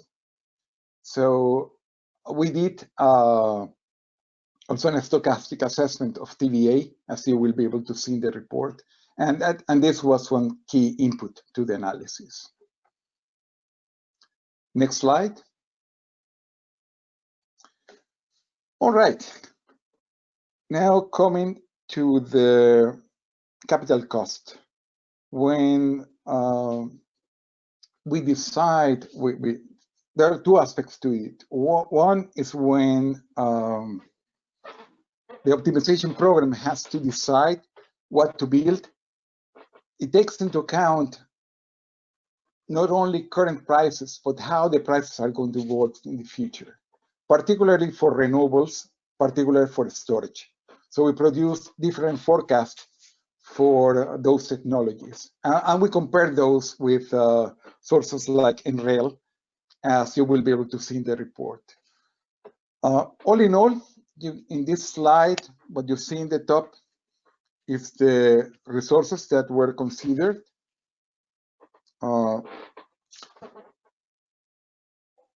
Most of them at the beginning, you'll see that there are two types of combined cycles. There's a large combined cycle, 950 megawatt.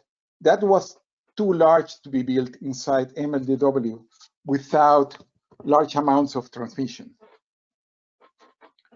So this combined cycle was built in reality, as will be seen, only in the case where we have the MISO only case, where we have significant amount of transmission, then that combined cycle was built. The other was a smaller combined cycle, total capacity about 450 megawatt. That was the workhorse of most scenarios. As I'll be talking throughout the presentation, I'll be describing 1, 2, or 3 combined cycles. I'll be talking about those that you see there. Then to complement those combined cycles, we have combustion turbines. These are relatively cheap, fast starting units. They're not very efficient, but they provide capacity. They can dispatch either when you need it because of reliability, because there is an issue in the system, or because the prices are very high and you're better off by dispatching those units. We consider 2 types of combustion turbines, but most of them, or most of the time, the frame 7FA, the one to the right, was selected. And then finally, on the right-hand side of the table, you see the renewable resources that were considered. We have photovoltaics, tracking. They follow the sun, basically. Also, as you will be able to read in the report, we improve what is called the capacity factor of the photovoltaics. The capacity factor is, you can think of it as the percentage of the energy that can produce of the total possible energy if you were to dispatch that unit at 100% all of the hours of the year. Typically for solar, it's in 20 to 25%, and our forecast also included the possibility of the panels going to become bifacial, so they have cells on both sides, so they can capture also the reflection from the ground, and that results in an increased capacity factor. We also consider onshore wind and batteries. Batteries were selected on one of the portfolios, which, well, on 2. They were selected in portfolio 5 and its derivation, which is portfolio 9. The other elements that you see in this graph were not selected as part of the optimization process. Olivia, can we move to the next? This just shows a highlight of the track for the different resources. As you can see, for example, for solar, you see the black line going down. That's our average forecast or reference forecast. And the bands around it represent the 95th and the 5th percentile. So the variability around those prices that was considered during the stochastic runs. Same you have for wind and the combined cycles and the gas turbines. In the report, you'll see that we have something similar for other elements. Can we move to the next slide? CO2, well, regarding environmental conditions, we always like to put a floor of an absolute minimum renewables that have to be in place. And in this case, we did, but it was always surpassed. In other words, the optimization program always installed more renewable generation that's required to meet that minimum RPS.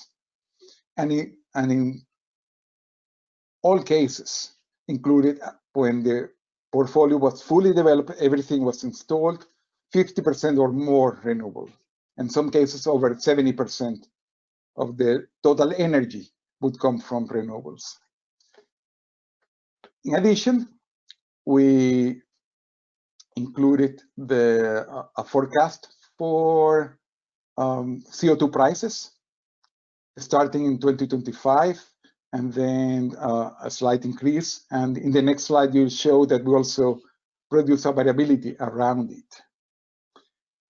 Regarding permitting, as part of the IRP, we did not conduct a detailed permitting analysis that's normally done as part of the RFP process, but we did conduct a high-level assessment, and it suggests that water access and air permits would be feasible for any large new gas generation in Shelby County.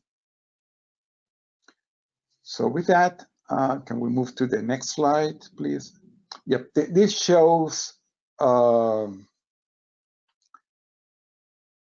forecast for CO2 price. Well, not our forecast, the combination of the information that we could gather on how the CO2 prices may evolve.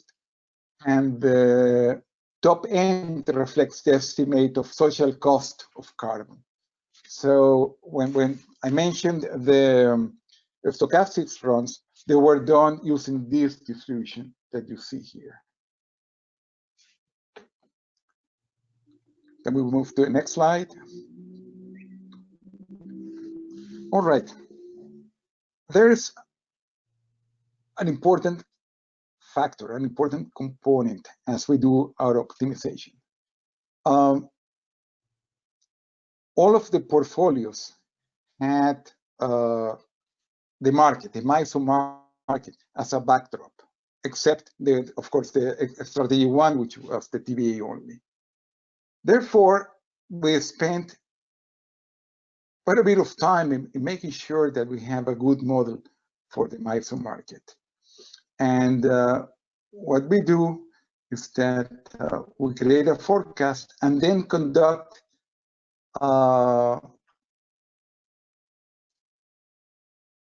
variability around that forecast.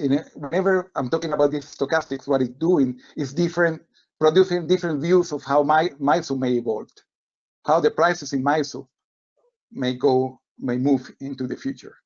So what you see there is the result of those runs. As always, the black line is our reference case. The dotted line shows the stochastic means. In other words, when we factor all of these uncertainties, the average moves up. And then we compare that with two other sources. One of them is ICF forecast. And as you can see, After 2028, we're basically aligned. There's a little bit of difference between 2025 and 2028, but we're basically aligned. The Arkansas hub load-based LMP from the promote runs, just to give you an idea of where those fall. So again, this would be the background against the portfolios are developed. With that, Olivia, can I move to the next slide? All right, this is a very heavy slide, and we talked in some initial detail about it when Melissa was explaining the resource adequacy.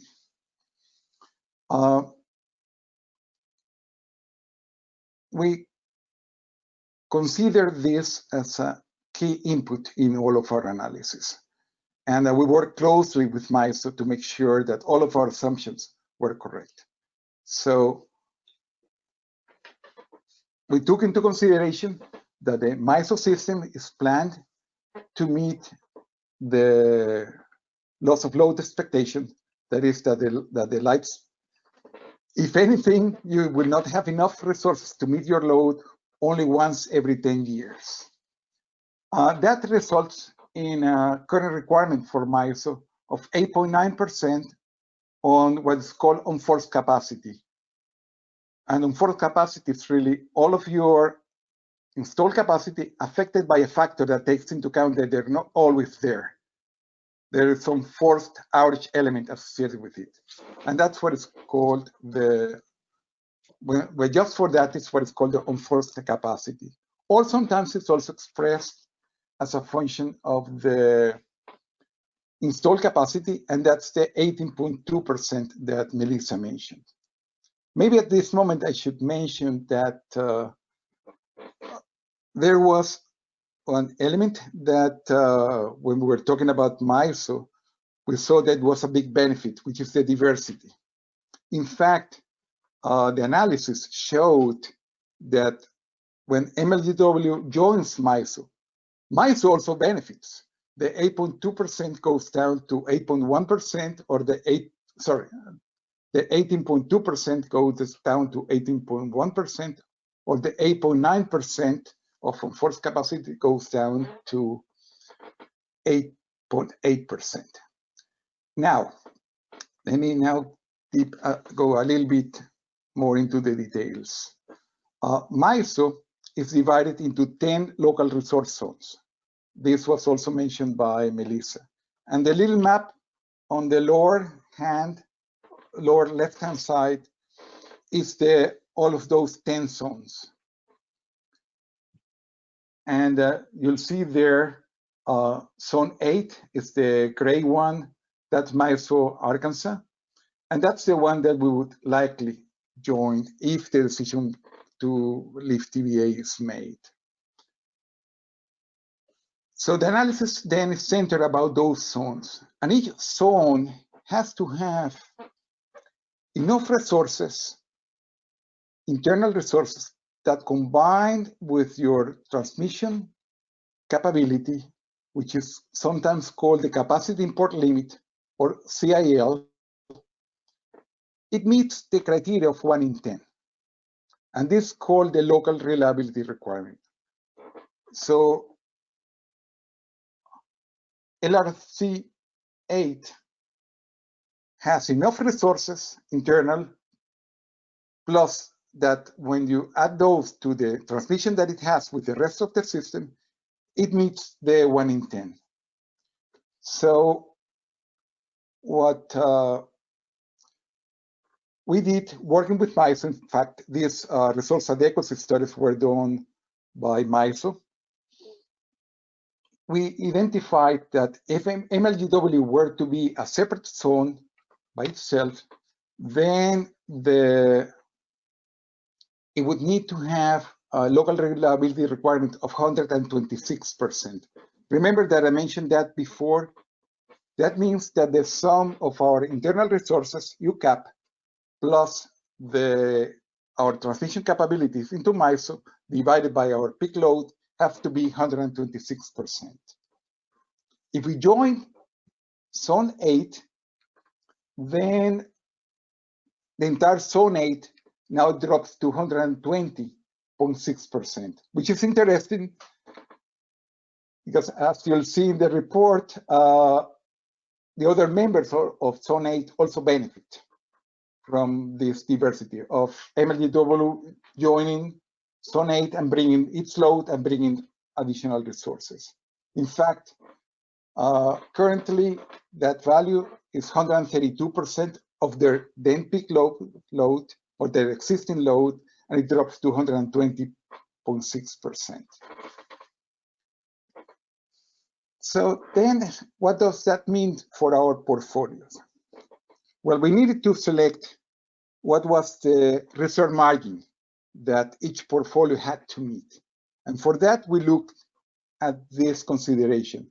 Each zone has to have internal resources so it meets the MISO planning reserve margin of 8.9%. In other words, it had to have enough resources to equal to 108.9% of the peak load, or 108% if you want to be technical, because that's the actual value will be joined, or something that is called the local clearing requirements. That is the amount of internal generation that when you add your interconnection capability to it, you meet your local reliability requirements. We did this calculation for MLGW, considering that if it were a separate zone, to be conservative, not to assume anything at this moment, and found that in all cases, the letter A, the planning reserve, MISO-wide planning reserve margin, would prevail with the transmission that we were building. And we made sure that in all cases, we have enough transmission, so that would be the case.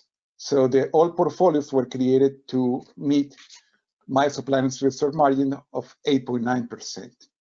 Or another way of seeing that is all portfolios were defined so that the UCAP, the installed capacity, plus the CIL is greater or equal to 126%. And some portfolios were right there at that value.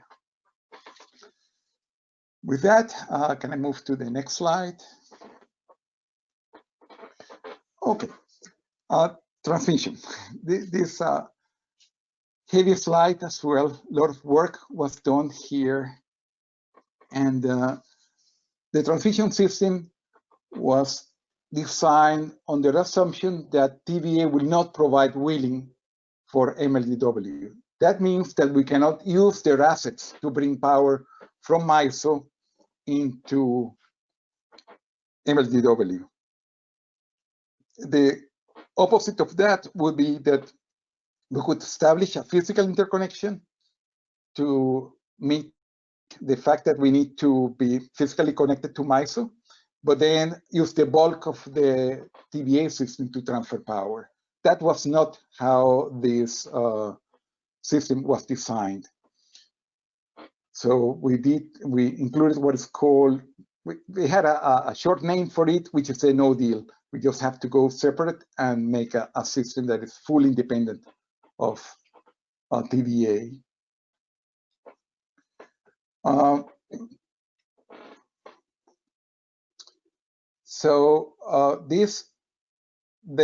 These strong interconnections are required for strategy 3 and 4, and all of them includes 500 kV line to Sanssouci. That's in north west of the territory. Another to West Memphis.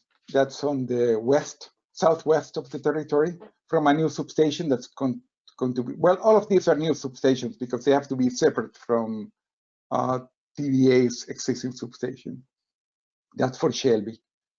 We created a new substation called New Allen, and that will connect to West Memphis, which is an existing MISO substation, and then another line that will go to Twinkletown, which is another MISO substation. So whenever I refer to losing the two big lines, I'm just talking about these two 500 kV lines. With that, then we conducted reliability analysis, and all of the capacity expansion plans, all of the LTCs, sometimes in the presentation you'll see the word LTCE, that means long-term capacity expansion plan. So all of the plans were designed to meet NERC standards. That means that depending on the case, we would need import capabilities between 2,579 megawatts almost to 3,690. And for that, we reinforced further the system that was assessed. For example, the one that MISO assessed, we added some additional transmission, depending on which portfolio we were looking. For example, there is this maximum transfer case where we have full interconnection into MISO, and we don't have any local resource. In this case, we built a third 500 kV line to the DL substation. So each portfolio has different levels of transmission. Can we move to the next slide?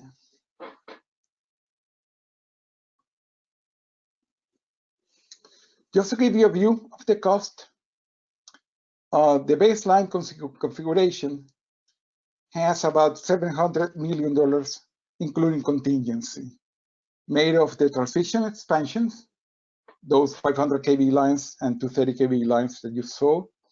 Then some local reinforcements. Once you get the power in, you need to deliver it to the load. So there's this about $184 million. And then there is this generation interconnections. When you have new resources, you need to connect it to the existing system. And that's those $88 billion. And that's highly variable because we don't really know where those resources are going to be located. We have a good estimation, but we don't really know. So that's a high value estimate. Also, if we separate completely from TVA, the Allen plant would become disconnected. The Allen plant is a large combined cycle owned by TVA, and they would be very angry at us if we were to disconnect it. So we factor in costs for reconnecting, fully reconnecting this plant back into TVA's system. The All MISO strategy, for example, adds about $400 million to that amount, and that makes that total value of about over $1 billion, or that's about $3.1 per megawatt hour. Throughout the presentation, also you'll be seeing these values. That's just the present value of the revenue requirements to pay for that investment divided by the present value of the load, just to give you an idea of the impact on rates. Also, we added to all of these transmission costs, the O&M, estimated roughly at 2.5% of the capital cost, and that added about $1 per megawatt hour for the maximum transmission plan. And again, each portfolio had its own transmission capex, and therefore this varied as well. So all in all, I'm going to some of the questions that were asked initially. Each portfolio had a transmission plan designed for it. Olivia, can I move to the next slide? Now, putting transmission aside, there were another costs that were added to the portfolios. And these are important. One of them is the payment in lieu of taxes. MLGW, as a public company, they do not pay taxes, but then they pay a contribution that's called the payment in lieu of taxes. Currently, TVA is making those payments.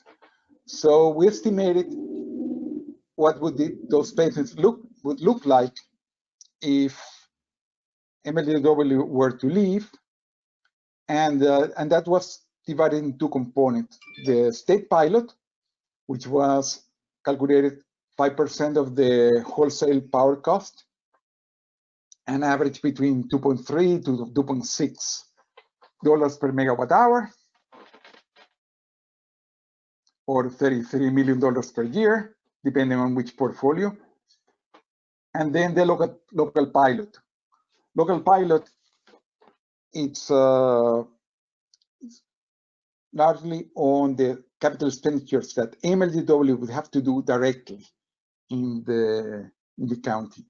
And those are basically the transmission investments. Throughout the analysis for generation, we did a conservative assumption that those would be developed by a third party. In other words, MLGW would issue an RFP to which third party would come, and they would offer a price and a conditions, normally for a very long time, and could be for the life of the plant. And then those payments will reflect their capital cost, but because those projects are being developed by third party, then they'll have to pay their own taxes. They'll be just a regular enterprise, and the taxes that they pay are factored into the payments that MLGW would have to pay to those developers. And those developers could be located in MLGW footprint for whenever we talked about local resources, like for example the thermal, or could be located in MISO's footprint, as happens in most portfolios where we have renewables built into MISO's footprint, or all resources, as in the case of Strategy 4. So in addition to the pilot, there are benefits that TVA is bringing to the community that would have to continue. And we estimated those payments between $13 to $15 million a year of a cash outlay that MLGW would have to do, and that was added to the cost, or about $1 per megawatt hour.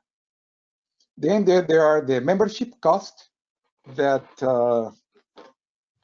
Melissa mentioned, and we calculated them about $6.7 million per year, or half a dollar per megawatt hour. And finally, there's an energy efficiency. No IRP would be complete if you don't include energy efficiency as part of its components. So whenever we did the load forecast, we took into consideration the energy efficiency. And what we did is that we reduced the load by energy efficiency effects by 0.5% per year. And that had a cost of about $7 million, or a little bit over 50 cents per megawatt hour on an NPV basis. So all of these costs were added to the portfolios. Can we move to the next slide? All right, so now we are in a situation that MLGW will look completely different than it currently looks. Now it owns distribution, owns transmission, but all of the resource that it needs to supply the load are coming from TVA. In the analysis, if it were to leave TVA, then it is likely that MLGW will become what is called a local balancing authority.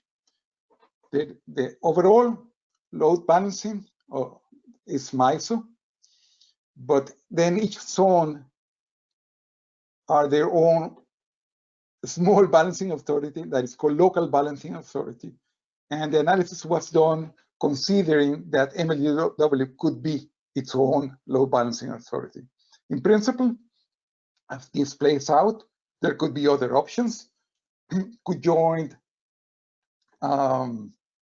Integer Arkansas, but again, there's something to be seen. So the analysis was done considering that it's going to be its own load balancing authority, and there are some investments associated with it. And those are the ones that you see there on the left-hand side of the graph of the slide. Some initial capital investments of about $5 million, and then some yearly cost of operating and maintaining those assets. Sorry, just a second. Okay. So now, in addition to that, MLGW will also look different from today, as it will need to manage all of these contracts with new generation. This even putting aside the possibility of MLGW building it, even if it don't build it, it needs to have a number of resources to manage, to conduct the RFPs and manage those contracts. And that's what you'll see there below. Also, their transmission system will be larger with multiple additional lines, external and internal. So all of that is captured in this other cost. And that's about, initially, about $2.5 million per year as you ramp up the RFP and implement the plan on whatever portfolio is decided. And then eventually after 2028, most of the generations already built, and then you are into what's called the steady state. So these costs are also added to our cost forecast. Can we move to the next slide? So with that, now you have all of the components. So this slide is not intended for you to read it or analyze it, just to give you a bird's eye view of the results of the portfolios. What you have on top is the first two, the TVA base, which is TVA under the base contract. Then you have the TVA on the long-term partnership. And then you have these four portfolios that Gary mentioned at the very beginning that were sort of the preferred ones, portfolio 5, 9, 10, and 6. And I'll enter into some details of what they're made of and what are the differences and similarities between them. The important thing here is just to get this view that we have from top to bottom the different metrics. Like this cost, then you see a lot of green below these portfolios.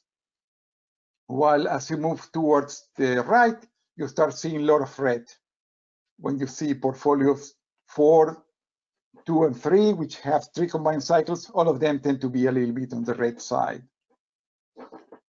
Then as you move down, you'll see the environmental risk. Again, a lot of green there, a lot of red on the portfolios with 3 combined cycles. Moving down on reliability, we see a lot of green in TVA. We see some yellowish here in 5 and 9. And then we see a very green on portfolio 10. And no, sorry. Yeah, correct. A lot of green on portfolio 10. And I'll enter in some detail about that, why is that value is high and why it can be misleading. Reliability, all of them meet the resiliency, all of them meet the criteria. There is one that has an issue, which is portfolio 5, and I'll enter some details around it. So you start seeing some red there. And then we'll talk about some of the market risk, which is the amount of energy that you exchange with the market. So this just to give you a bird's eye view on how the different portfolios behave. and why these first 4 portfolios were the preferred. Let's move to the next slide. Okay, before we go to talk about in detail about 5, 9, 10, and 6, this gives you a first view on how they stacked up with respect to the rest. This is the net present value of revenue requirements that Gary presented at the beginning. And we see that these portfolios are among the lowest cost. We just kept portfolio 6 in the mix because it has 2 combined cycles. So we wanted to keep that option open as it has some advantages.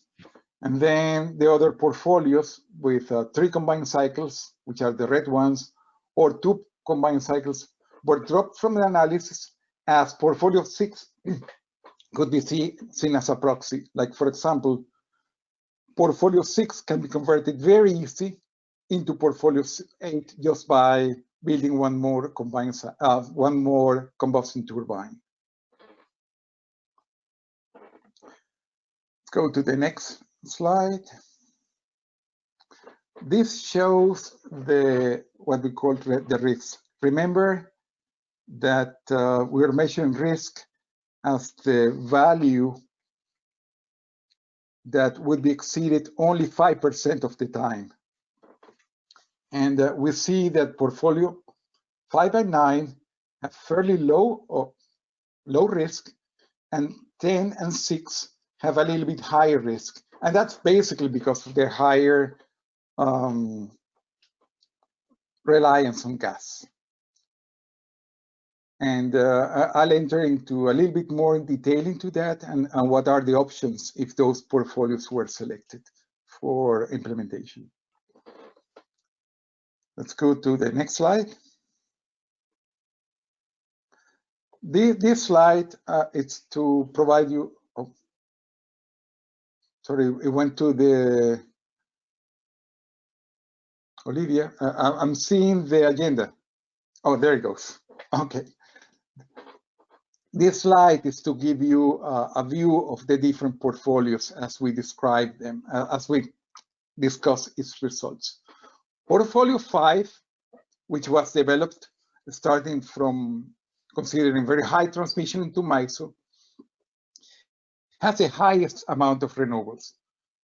It has about 4,450 megawatts, about 4,400 are built by 2028.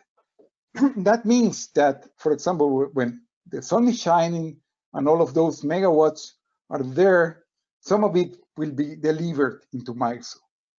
And then at night, we'll purchase from MISO when those units are no longer available. So we're using MISO as part of the system to make the integration of this renewable feasible.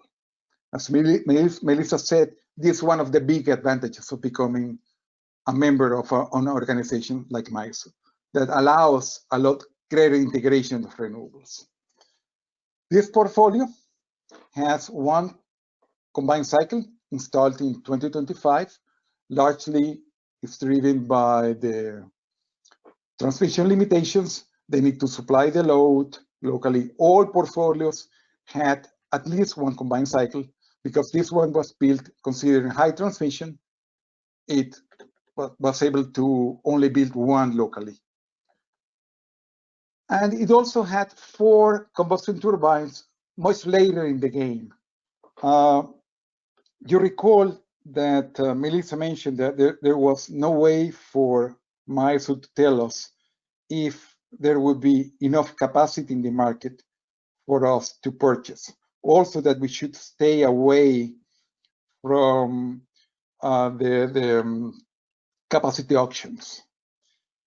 So what we did is to build up in our prices, a price that starts relatively high and starts going up to what is called the cost of a new entry. So that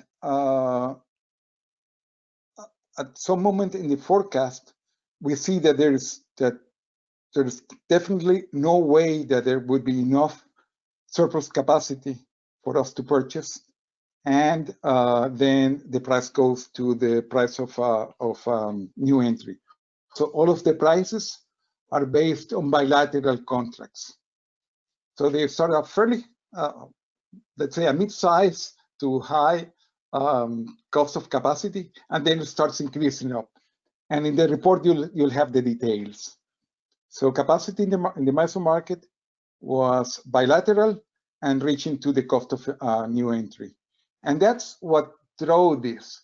The program realized that by 2035, hey, the benefits that I would get by building a local combustion turbines are greater than what I'm paying for this capacity, so I better build it. So I built it in 2035. The flip side of that is that this case requires heavy investments in transmission, as I mentioned. Also, it has some issues when we lose the two 500 kV lines. So looking at that, we created portfolio 9, which is exactly the same as 5, but we advanced the four combustion turbines. You see there, the orange bar is advanced to 2025. That not only allowed us to get rid of that bothersome contingency, but also allow us to reduce somewhat the local investment in transmission. So all in all, it ended up being a better portfolio, and just slightly, from a cost perspective, just slightly higher than portfolio 5. With that, let's move to the next slide.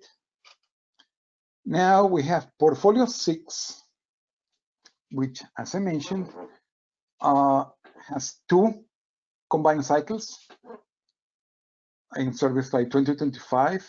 Only have 1 combustion turbine, also built by 2025, and has moderate investment in transmission.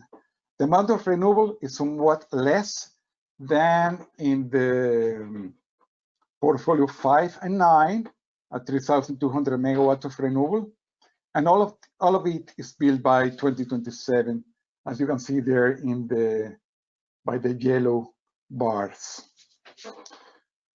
Finally, we come to portfolio 10. This is a portfolio that was created from the all MISO case. The all MISO had high transmission investments. And when we put that over $1 billion in investment, then that large combined cycle that I mentioned initially, the 950 megawatts combined cycle, was built. And it was built, of course, if it was under the strategy 4, was built in MISO footprint. It also built 3,200 megawatts of renewable generation, 3,000 of which by 2030, as you can see there, most of it by 2030. And it had very large investment in transmission. So what we did is that, starting from the MISO case, then we moved those resources locally. And the big advantage of that is that this reduces the need, the transmission cost associated with these assets.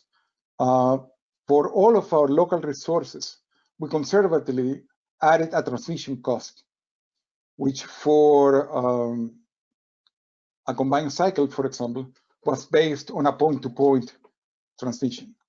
So if the resource was outside MISO, outside MLGW and inside MISO territory, we would say, okay, we would need to pay for those megawatts to be delivered to our system. So those costs were added. So in all of the portfolios, there is some cost element that would allow this payment of transmission and these discussions that eventually MLGW will have with the MISO members on cost sharing. So transmission is included in all of our assets. And when we took that into account, then we created portfolio 10 that had lower cost than the all MISO because of this locality of this generation. Can we move to the next slide? Then let's look at some of the results. This slide you already saw.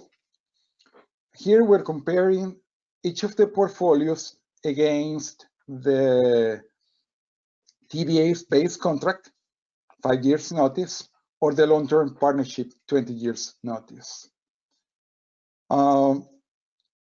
We see that portfolio 5 and 9 both have savings in the order of $1.5 billion over 20 years. The way we did this is that we modeled the first 5 years as under the existing contract. You give notice, and then you are under the existing contract until January 2025 or mid-2025 to be exact. And then at that moment, you switch to your portfolio. So each of these portfolios has this initial period, which is different in the case of TVA, because on the long-term partnership, then from 2020 onwards, think of 2020 just as a reference here. From 2020 onwards, you are under the long-term partnership. So in all of this, we have savings of 1.5 billion. All of our numbers are in 2018 dollars, but if you were to put it in 2020 dollars to current dollars, would be about 1.6 billion. Or if you compare against the current contract, we have $1.9 billion savings or $2 billion in current contract. The other aspect that Gary mentioned is that we were just to put those savings over the 15 years that we're analyzing, 2025 to 2039. And in nominal terms, and when we add that, we get about $3 billion savings with respect to the current contract. So that should be taken into consideration, but knowing that those are nominal dollars, not real dollars.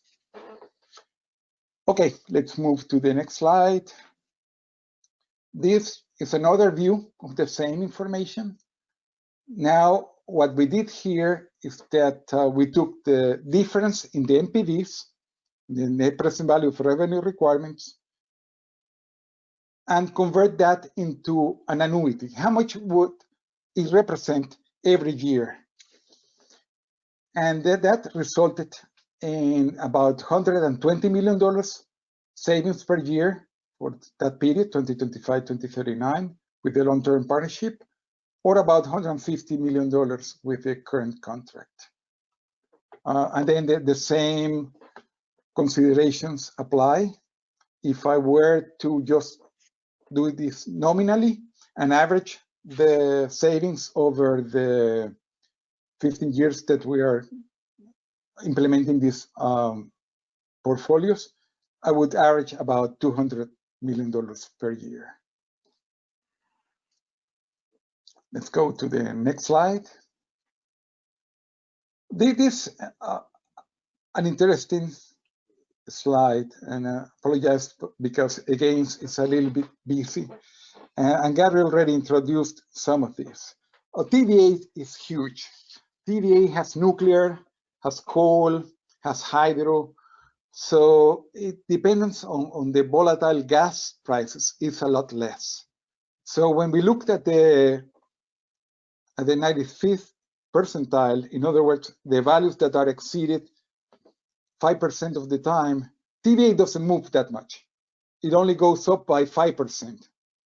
While portfolios 5 and 9 that have a lot of renewables in them, they go up by 15%. So the 95th percentile is 115% of the mean. And then portfolio 10 goes by 17% and 6 by 15%. So we see more impact of gas prices in all of these other portfolios. But even accounting for that, still portfolio 5 and 9 are lower than the TVA base and TVA long-term partnership. And the lesson that we derive from this is that as RFPs are being procured, they should include elements on how the fuel supply, the fuel risk will be managed. Also, as RFPs are produced, some elements that affect this volatility, which are the capital cost, will not be there. You already know how it's going to cost you. Which again is something that affects very much TVA, because although for TVA we modeled their IRP, the bulk of their fleet is already built. So the takeaway from this slide is that even accounting for volatility, we are portfolio 5 and 9 are below, and there are ways of managing this volatility as these portfolios are being implemented. Can we move to the next slide? This now goes into the metric of CO2 emissions. And here, portfolios 5 and 9, with their large amount of renewable generation, results in a reduction of about 50% if we compare with TVA. And it's important that we're all aware of how we estimated what was the TVA CO2 emissions.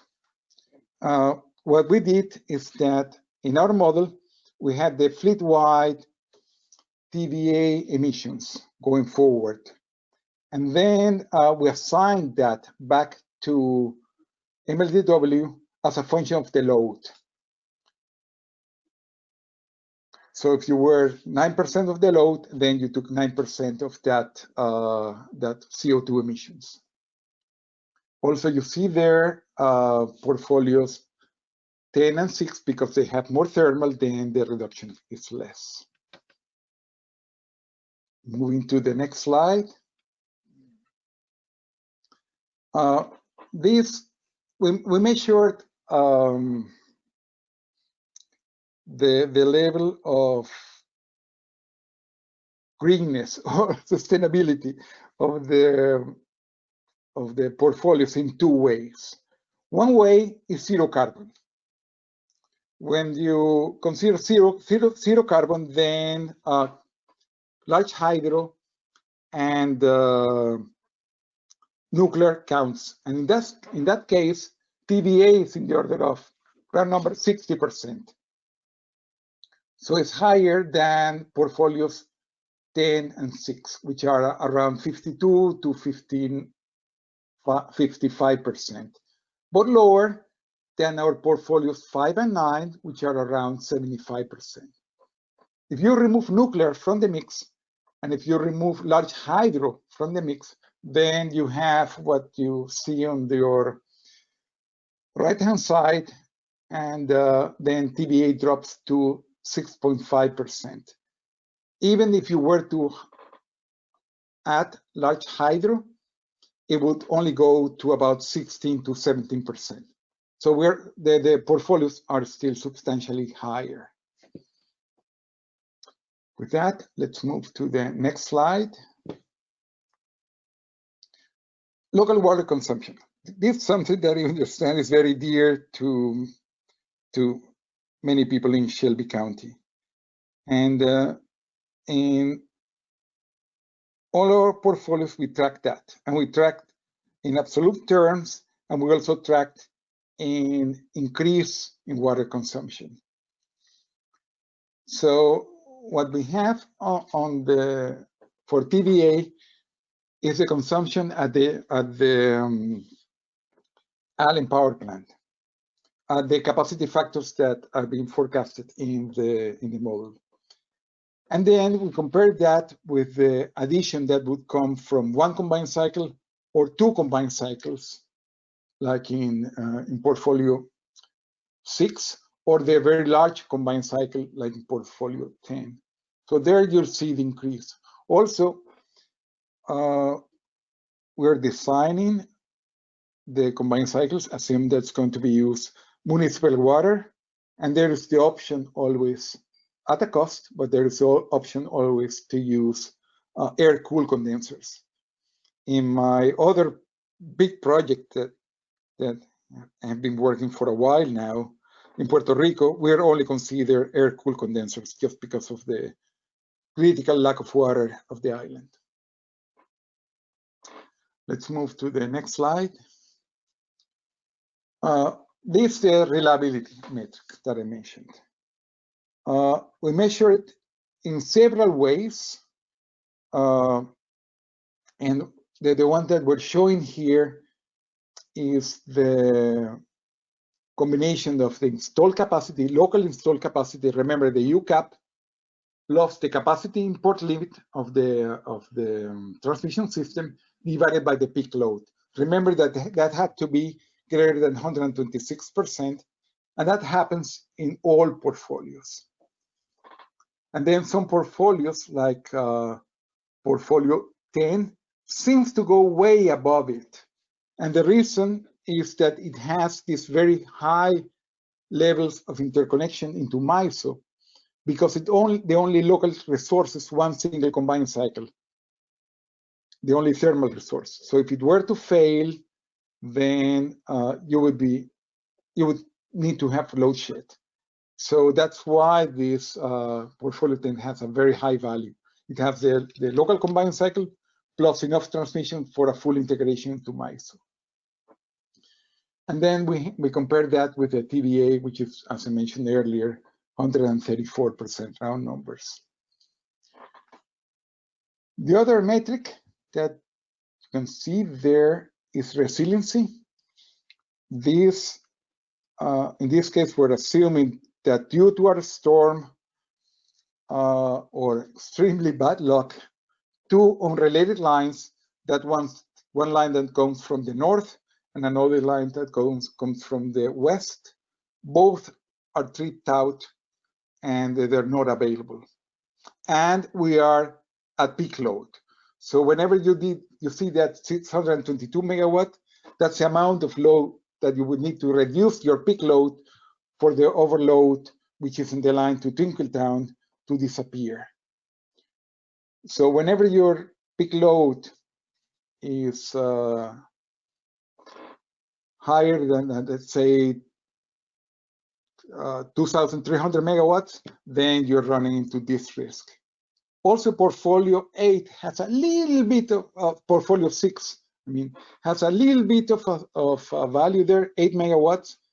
But basically, that would mean that for you to load shed that extremely rare event, that those two lines going out simultaneously, would have to happen when you are just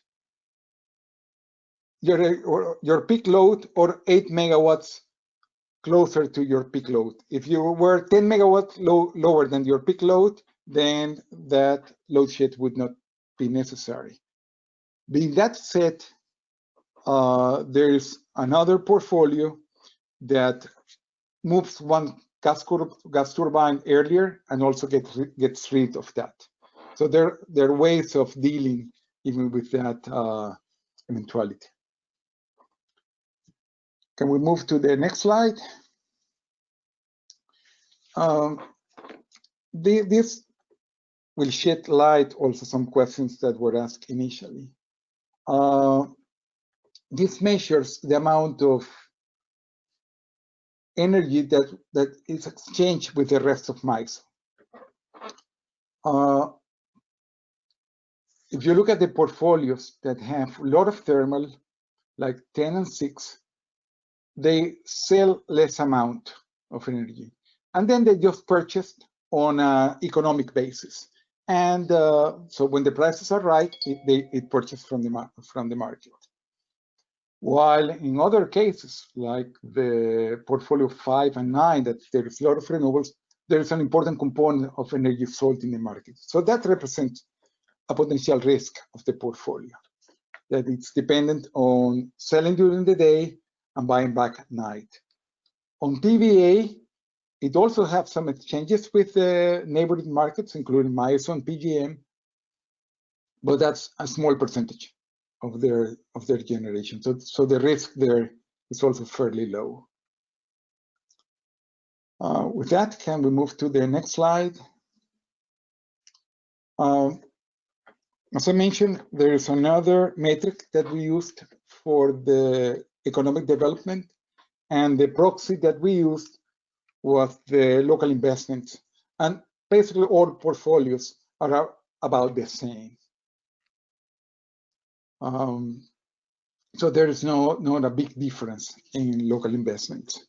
And we don't compare here with TVA because it's very difficult to say how to factor all of the benefits that are bringing to the community. So this is just to compare among the portfolios, and basically we're going to conclude that they're about the same. Can we move to the next slide? Okay.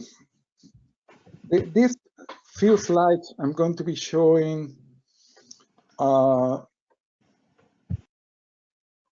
the different costs stack up.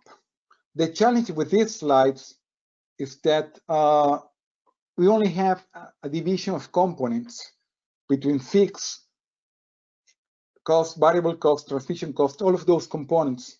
They start appearing after 2025. So then the savings that you saw before by year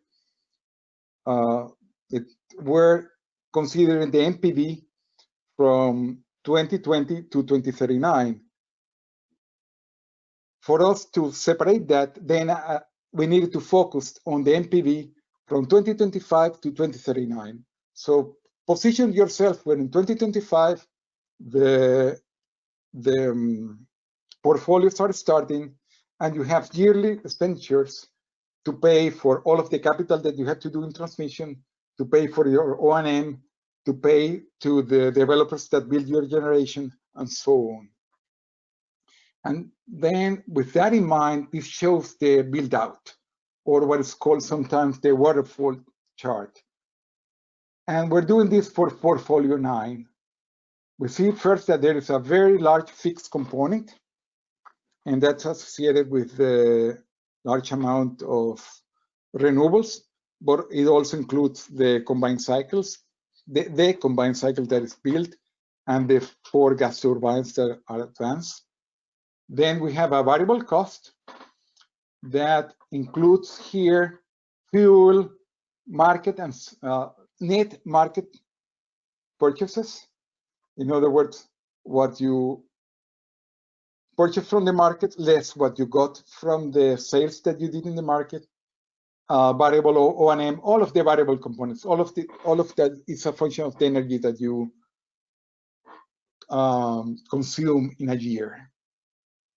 Then you have the transmission costs, which are to pay the O&M and repay the debt on the capital. And then we have the pilot. You remember the payment in lieu of taxes. That's very important. And then others add everything else. The local balancing authority, the benefit that TVA brought, the energy efficiency, all of those costs are lumped into others. And all of that brings to the total cost of portfolio 9. And then we compare that with the long-term partnership. And in this case, because we're seeing it from 2025 to 2039 onwards, the savings go to $135 million a year. So when we have behind us all of those years where we were stuck with the current contract, not with the long-term partnership. It's important to note that these costs, the transmission pilot and others, are important, and they add about $122 million a year. So it's important to take those into consideration.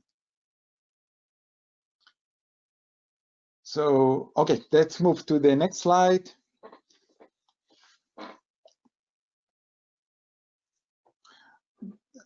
this shows the same comparison, but now with respect to the existing contract.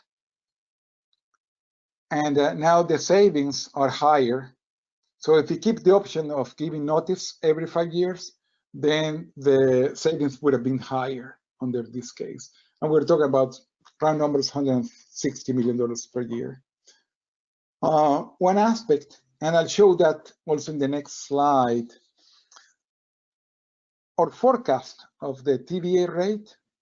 Oh, well, you can see there. Now let's go back to the previous slide. Our forecast of the TVA rate is between 60, it depends on whether we use the long-term partnership or not, but it's between $69 to $70 per megawatt hour. So it's different than the current rate. That gives us some confidence on our forecast, if anything is conservative. And if we were to increase that rate, just for the sake of doing an assessment, to $75 per megawatt hour, hypothetically, if that were the rate, then that would increase by $66 million. And as before, if we convert that again to nominal, and we just take the average, we would have average savings of about $200 million per year. And then going to my final slide, I think. Yeah, this one shows now the same slide as before, but now in dollars per megawatt hour. And there you see the $71 that I mentioned. The total cost of portfolio 9, which is around $60 per megawatt hour, $69 per megawatt hour, including all cost. And then the savings, which is around $12 per megawatt hour. So I think that brings to the conclusion of my overview. I hope that I didn't bother you too much, and leave our leader, Gary, to continue. Great. Thank you. Thank you, Nelson. We've got about 10 more minutes, and then we'll take a short break, and then we will have time for questions.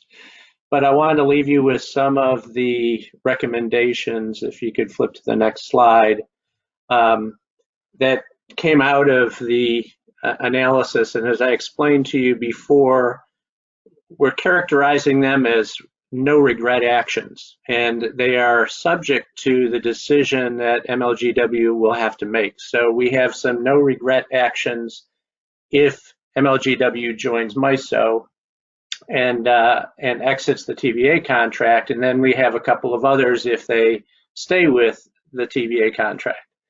The first, and thinking about no regret actions, the way we come up with those is that we look at the best performing portfolios over the course of time, and we look at similarities.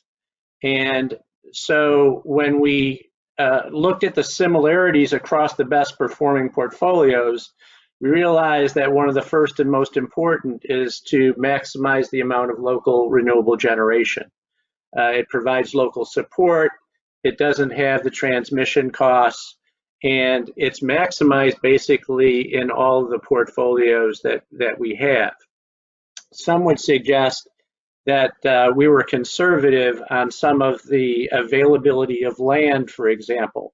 If it turns out through bids that more is available than we provided, that is likely to be economic, and hence you want to maximize that local generation if at all possible. The second thing we found is that there's one combined cycle that's present in all the preferred solutions. However, at least one of those solutions, the size, when you have an additional amount of transmission into MISO available at some cost, the size went from 450 to over 900 megawatts. So we would suggest that as an RFP is conducted, that you consider, that MLGW considers the size and actually goes out and considers both a 450 megawatt and a larger unit, and then can look at the evaluations based upon that information. The third one is installing at least 2 combustion turbines. That appears to be the case in most of these solutions, and it actually has an added benefit if MLGW eventually went to 2 combined cycles, which is not, it's not the most likely, but it is in portfolio 6. Then the CTs, the 2 CTs would be required to reduce the risk of load shedding in that case under adverse conditions. The fourth one is to look at zones 8 rather than becoming an independent zone. I'm not going to spend a lot of time on that because I think both the MISO presentation and some of the questions that were provided to Melissa addressed many of the benefits associated with doing that.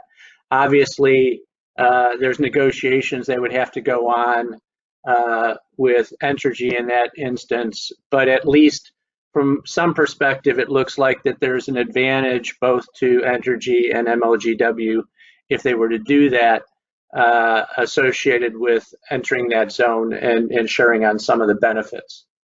The last thing I'd say before leaving this slide is that we made that conservative assumption of no deal with TVA. If MLGW, and it's a logical position that TVA has taken, that it is to their best interest not to provide a benefit associated with negotiating a better deal if they can keep MLGW in the fold. But if they can't, an exit is provided, there could be some potential for a win-win negotiation that could potentially reduce some of the costs that we have in here, and that should be considered as well. Go to the next slide.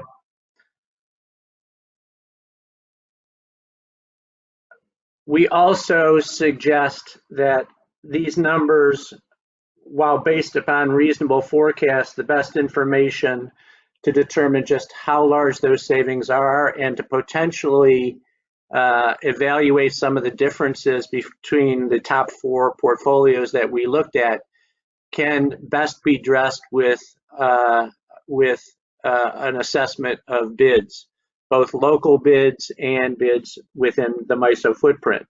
Because what that can do is that can tell you whether you should be maximizing local because the bids have less transmission, or it maybe there's some very cheap some cheap bids that you could get from remote sources that even considering the transmission, it might be cheaper. So these are the kinds of things that you can determine, including the size, the appropriate size of the combined cycle if you were to go down this path. So for a lot of reasons, we think that before any decision is made, an RFP that looks at many of these alternatives should be considered. And last slide, if you could flip to that one, what the no regret actions if MLGW were to choose to stay with TVA. And in that case, probably the most important that we could look at is to explore options to increase the amount of local renewable generation. Even under the long-term partnership agreement, TVA only allows about 5% to be developed by MLGW for local resources. Since we're trying to maximize that as a benefit, obviously negotiating a greater percentage would be to their advantage. In addition, while we showed savings associated with the long-term partnership option, there's really a trade-off there too. It is at a reduced price, but you lose the flexibility or the optionality associated with that, where ultimately if there's a reduction in cost, you cannot get out of the contract for 20 years. So if it turns out that, and we already talked about the fact that TVA has more limitations because it has an existing portfolio, it has more limitations than MLGW would have if it went off on its own in terms of how fast things can change. Some assets could become stranded in that instance, and it could look advantageous at some later date to make the 5-year exit decision. And that can be evaluated in terms of the optionality to look at, is the savings associated with locking into the 20-year contract worth the risk associated with not being able to get out for an additional 15 years? So if you were to evaluate, if you're going to stay with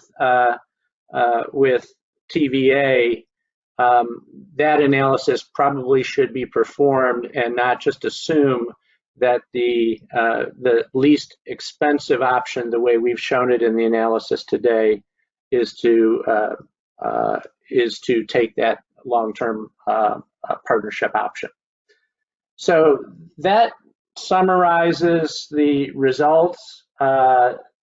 We will have the final report, or we'll have the draft report up for comment later this afternoon. Frank, we are about 10 minutes behind schedule. Would you like to take a 10-minute break and then have questions, or should we launch right into questions? Hey, Gary. Yes. Yeah, hey, this is D.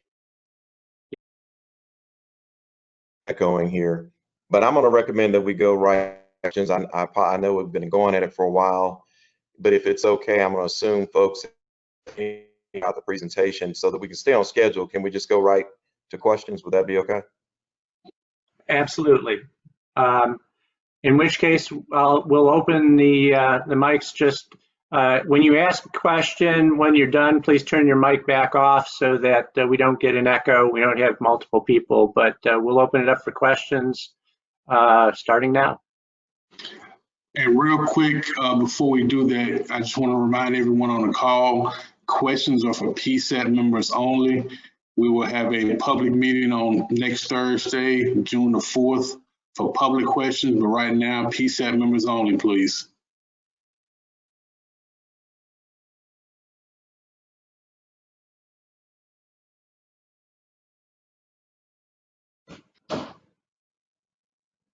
I'm holding back, but I guess I'll go ahead.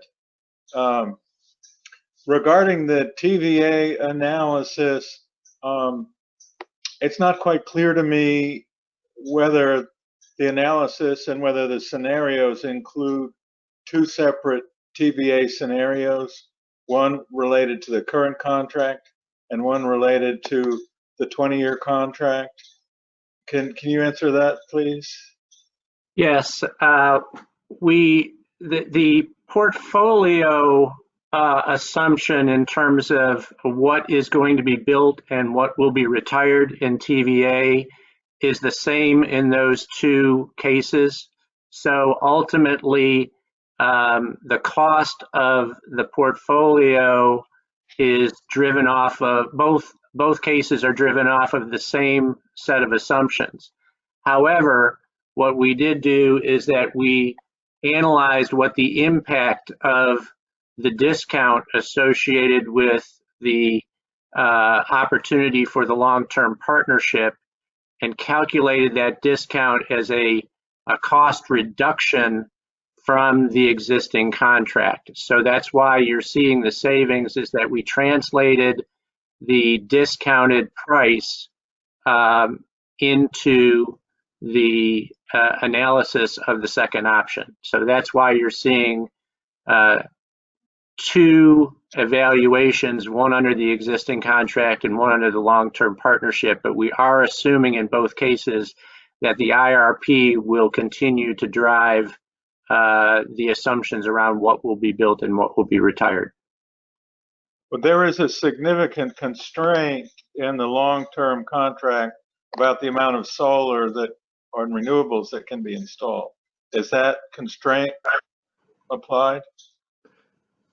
So you're referring to the 5%, is that correct? Yes. Yes. So Nelson, can you, in terms of the treatment of the 5% renewables, I believe that we did take advantage of that and calculated that into our formula, but I want to confirm that. In reality, this 5% is at the distribution level, and conservatively, we did the analysis without it, although in our forecast, there is some local solar that's being built, and that would take part of that 5%. I'm not sure I understand. Local solar at the distribution level, distributed solar.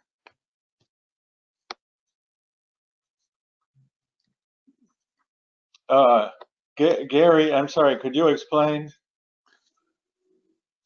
Yeah, so I believe the option of the 5% is at the distributed level. It's not at the company level. So in other words, it doesn't allow every utility to just simply build up to 5% solar. It's basically set up at the distribution level and has to be approved at that level. So we have distribution level solar built into our load forecast. So that is captured there, but we did not assume that MLGW could simply build 5% of its load through utility scale solar. Does that answer your question? Well, yeah, almost. But 5% is a limit. There's no, you cannot build, MLGW could not build more than 5%. If they That is correct. That is correct, and that's why in one of the recommendations, if MLGW were to choose to stay with TVA, one of our recommendations would be to negotiate a higher level because local solar is economic in our analysis. So that is in fact one of our recommendations. Okay. Is there any way that you, in the 20-year contract, reflect the cost associated with not being able to benefit for the continuing reduction in cost of solar and being stuck with that 5% limitation? Well, again, that was one of our recommendations, which is that if you want to evaluate and if you want to consider whether or not to stay with TVA, and that becomes an important decision, one should evaluate specifically whether or not having the option to continue to have 5-year exit provisions, which gives you flexibility if the cost of renewables continues to go down and things like that, to as things change from the forecast, it gives you the opportunity to be able to change your mind and get out, let's say 5 years from now or 10 years from now, by giving 5-year notice. There's a value to that optionality, and that needs to be weighed against the discount that is provided for, that we did calculate. That has to be weighed against that discount to determine whether or not that option is actually worth pursuing. We did not do that calculation. We just simply showed in this analysis, we showed what the value of the discount is, but we did not calculate what the value of the optionality to maintain the 5-year out provision. I hate to keep banging this drum, but Dennis, real quick, this is Frank. The particular analysis that you're getting to before you proceed is outside of the scope of the IRP that we wrote.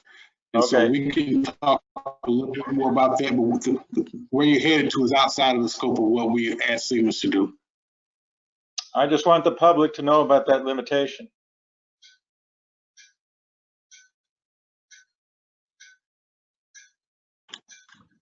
Yes, sir. Okay. Go ahead and proceed this if you have any more questions. I just wanted to make sure that we voiced that, but go ahead. This is Jennifer Hinsberger. I just had a question about the effect of the projection of carbon prices on the outcomes of the different scenarios and portfolios. So I think it was on slide 25 or page 25, there was a projection of CO2 prices. How sensitive was how sensitive were the different portfolio costs to the projection of those prices? Not very much at all, and the reason is that even with the cost of carbon built into there, the renewables were maximized and basically selected. So changing the cost of carbon and making it more expensive or less expensive probably has very little impact on the overall portfolios. All it would do is change slightly the cost associated with the fossil portions of these portfolios. So if carbon was zero, the fossil portions of the renewables would be slightly less expensive, and if you went to the top of our distribution, it's more expensive. But all of those are actually reflected, the uncertainty in the carbon price are all reflected in the risk analysis that we did, because we ran a significant range of carbon prices all the way from zero to, at the end of the period, I think it was about $50 per ton. Thank you. And then just to follow up on the slide 26, where you had forecasted the energy prices. Yes. Were they I don't know if it's called LMP and MISO or not, but the locational marginal price, like the hourly price, a float price, I guess would be maybe a better word for it. Or Right. were they a projection of a fixed price contract that you could get? So were you? No, these are the hourly prices that we forecast, and these are aggregated up so that in the curves, but they are basically the components of the hourly prices. So we actually looked at construction of contracts for PPAs that reflected more of the cost associated with that technology. So the market prices that we have in there are hourly market prices. And to be more accurate, they are load-based. So it's all of the locational marginal price and then average considering the load. Thank you. This is Stephen Smith. I had a couple of questions, if available at this time. Sure. Y'all seem to have restricted opportunities for renewable energy to largely Mississippi and Arkansas. What do you think about the market prospects for MLGW to secure lower cost renewable from, say, more distant locations in MISO? And how difficult would it be to find that out for sure in an RFP? I think that you can find that out in an RFP. Obviously, there is a trade-off associated with the transmission linkages that we did to be able to pull in from further distances and deal with the congestion issues if they were to exist from other areas. But I would say that you could request in an RFP resources from farther locations. In all likelihood, in those RFPs, you would then have to estimate the transmission implications associated with those, but they could be dealt with in an RFP. Yep. Another question. You alluded to this in one of the gentlemen in one of the comments earlier, but I understand the analysis assumes no deal with TVA. But obviously, there may be, like someone said, a kind of win-win. Have you? Can you give a rough estimate of what MLGW might be able to save if TVA was willing to forgo full disconnection from MLGW and sort of allow MLGW to purchase some transmission rights on the system? I mean, I think it's important for people to understand that. Again, I know it's not perfect, but it would be interesting here to get y'all's best thinking on what some of those savings might look like. Yes, I think at one time we were looking at a no deal, a partial deal, and a full deal. We did not, because of the information that was provided from TVA, we felt it was appropriate to look at the no deal situation for a number of reasons. But I do believe that we came up with some estimated costs associated with what the implication would be in terms of investments. And Nelson or Jan, I'll turn it over to you if you have that information that suggested what the difference in the investment costs, the capital costs associated with the partial deal or the a full deal would have been zero. So I think it was partial deal is possibly the one we were thinking about.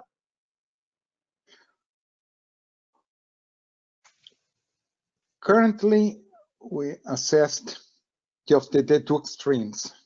On the full deal, there would be just limited internal investments to the interconnection of generation. There is enough capacity in the system, largely enough capacity in the system for full integration. The partial deal is very difficult to assess because it depends on what would be the level of that deal. In principle, there are duplicated facilities, particularly in the interconnection between Shelby and Sanssouci, that you'll have two lines going parallel to each other. A partial deal would probably get rid of one of those, but keep the interconnection via West Memphis. So that's something that can be done. And the input assumption would be the level of that deal. Can we eliminate duplicated facilities while ensuring a strong interconnection into MISO? So the short answer is that yes, there would be gains, but it's heavily dependent on what we assume. Okay, thank you. One more, and I'll stop and let some others ask. And I've got a few more, but let me just ask this one while I've got the speaker here. Y'all's assumptions about energy efficiency appear to be limited to about 0.5% of demand reduction per year.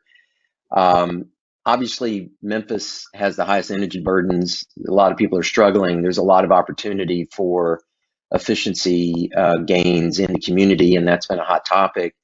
Why did you limit it only to 0.5%? Why not look at some of the scenarios driving it, say up to 1 or 1.5%? Because there was some discussions about that earlier, and there's been some activity to try to get those efficiency goals going so that customers can reduce their energy burdens. Nelson, do you want to handle that one? Yes, although I'm not the energy efficiency expert, but what I understand that these are the gains in addition to naturally occurring programs like changing billing codes. These were programs that MLGW would actually fund for it to happen. And the way I've heard the experts talk about it, these are along the lines of what's seen in similar municipal utilities. And by investing, the utility self-investing in energy efficiency, they achieve this 0.5%. In fact, there was some discussion whether it was even too aggressive. So this in addition to the programmatic energy efficiency. And of course, we're very happy to receive further questions and then have the experts provide more detailed answer. But that's the summary of what I gathered from those conversations. Yes, and I might actually ask MLGW to comment on that because I know that they've got some experience with regard to these programs. Yeah, this is Jim West. Can you hear me? Okay. We can. Okay, thanks. So I would characterize the 0.5% as something of a placeholder. We really haven't undertaken a conservation potential assessment for the MLGW service area specifically. So we sort of looked at similarly situated utilities around us and what they had been achieving in recent years. But I would characterize it as a placeholder. I think Stephen's point is a good one that if you want to invest more, you could achieve more energy efficiency. Two things to consider is we have a much higher than average rental population, and achieving energy efficiency in the renter-landlord market's a big challenge for utilities because the benefit accrues to the person who's paying the bill, typically the tenant, and the investment has to be made typically by the landlord who's not realizing that benefit. So that's one of our issues. And then, you know, we have all 4 seasons here, so it's cold in the winter and hot in the summer, which contributes to the higher than average energy use that Memphis might have compared to some more moderate climates. But yep, I think that certainly as we move forward and consider all of our supply options and supply alternatives, we'll look at what the appropriate level of energy efficiency investment and goals ought to be. Thank you. I'll stop. I've got some more, but I'll stop now. Let some others ask.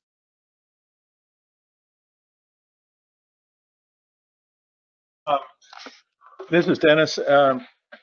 Regarding batteries, I see that sort of batteries are just barely included, but it does not look like the analysis assumed combined installation where batteries and solar were installed together and therefore benefited from the reduced cost of inverters and other equipment in the installation.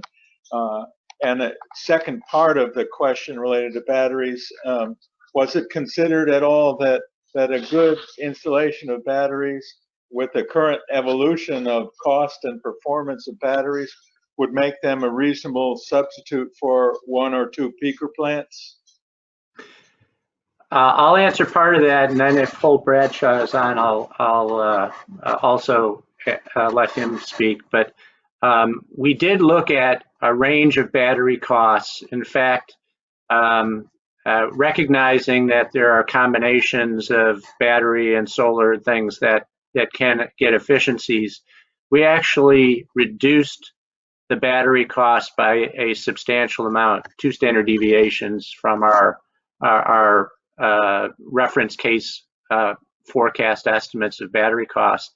And we still found that they were not cost effective in any of the cases except one case, which I believe was portfolio 5. There was some limited amount of batteries that was put in. So we did look at a range of those.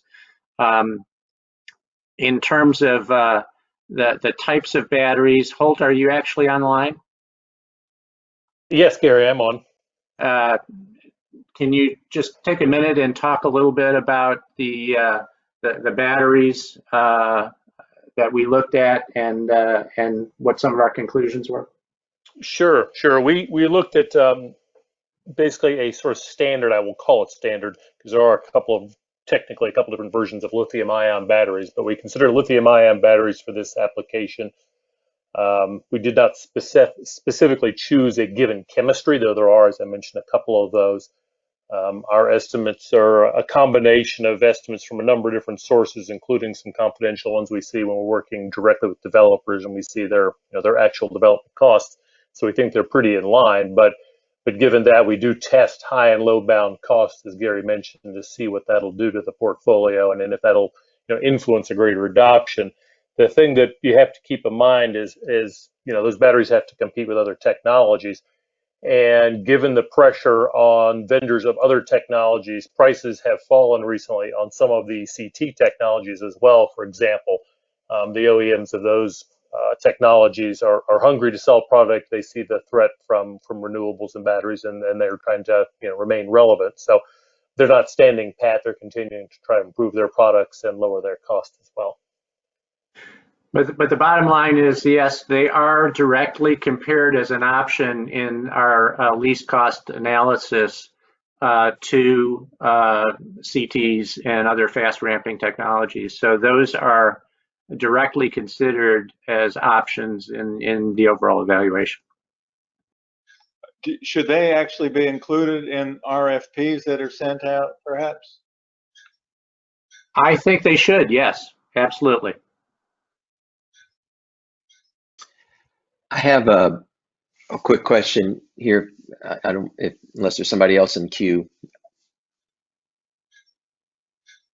All right. Please go ahead. Yeah. So in slide 38, you I'm showed. sorry. Is this Steve again? Yes, it is. Yes, it is. Okay. Steven's Thank right. you. Yep.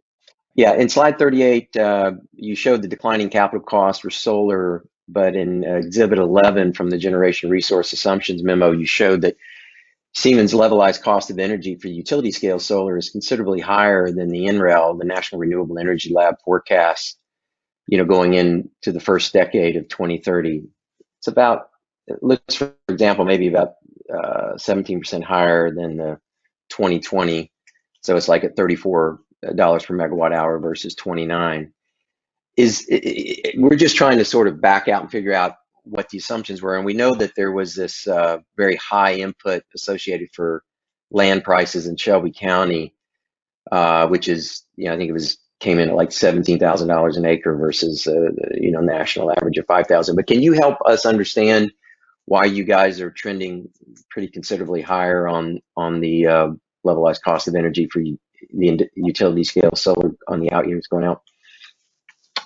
Holt, this is you're probably the best person to address that directly. We can address the land separately, but just in terms of the comparison of our cost to NREL. Well, I can compare our capital costs. That I'm not sure I'm the person to answer the question about its conversion to the levelized cost. There's a number of other factors that go into that I didn't do. Right. But I think our capital costs are actually probably a little below what NREL is showing these days. And Nelson, in terms of wrapping the land cost and other costs into the calculation, I know that we took into consideration some of the actual costs that MLGW has been experiencing thus far in terms of looking at the land cost component of that. Are there other factors that went into our levelized cost that besides land that would have driven that above NREL?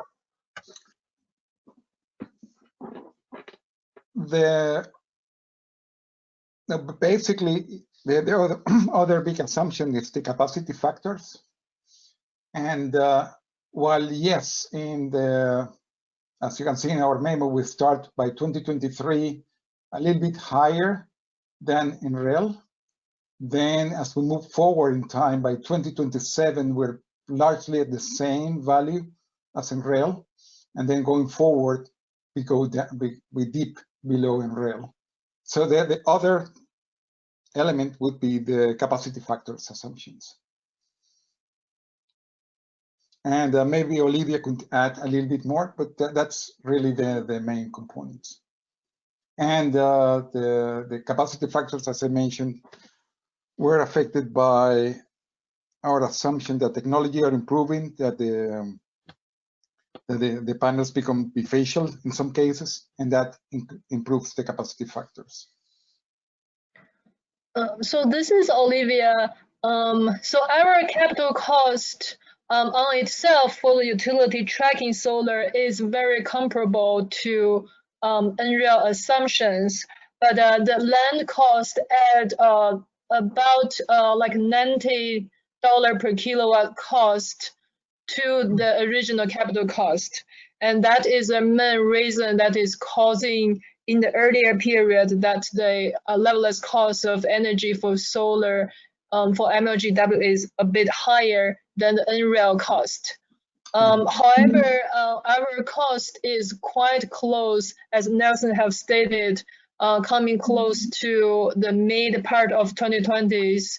And also because the build-out only starts 2025, so the earlier cost being higher won't have much of impact on the portfolio cost. So going back to your original question, now beyond the capital cost, there's no big, beyond the land cost, there is no big difference. And again, going to your initial point, Gary, this is something that we learn through an RFP. If we are too conservative on the land cost, we learn that through an RFP.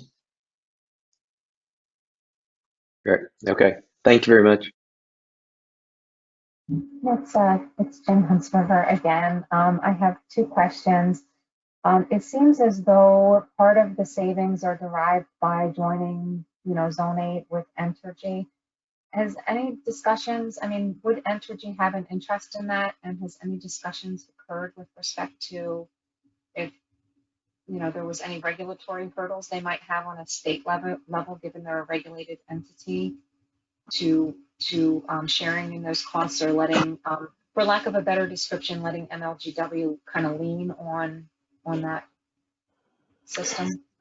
From an IRP perspective, the answer would be no.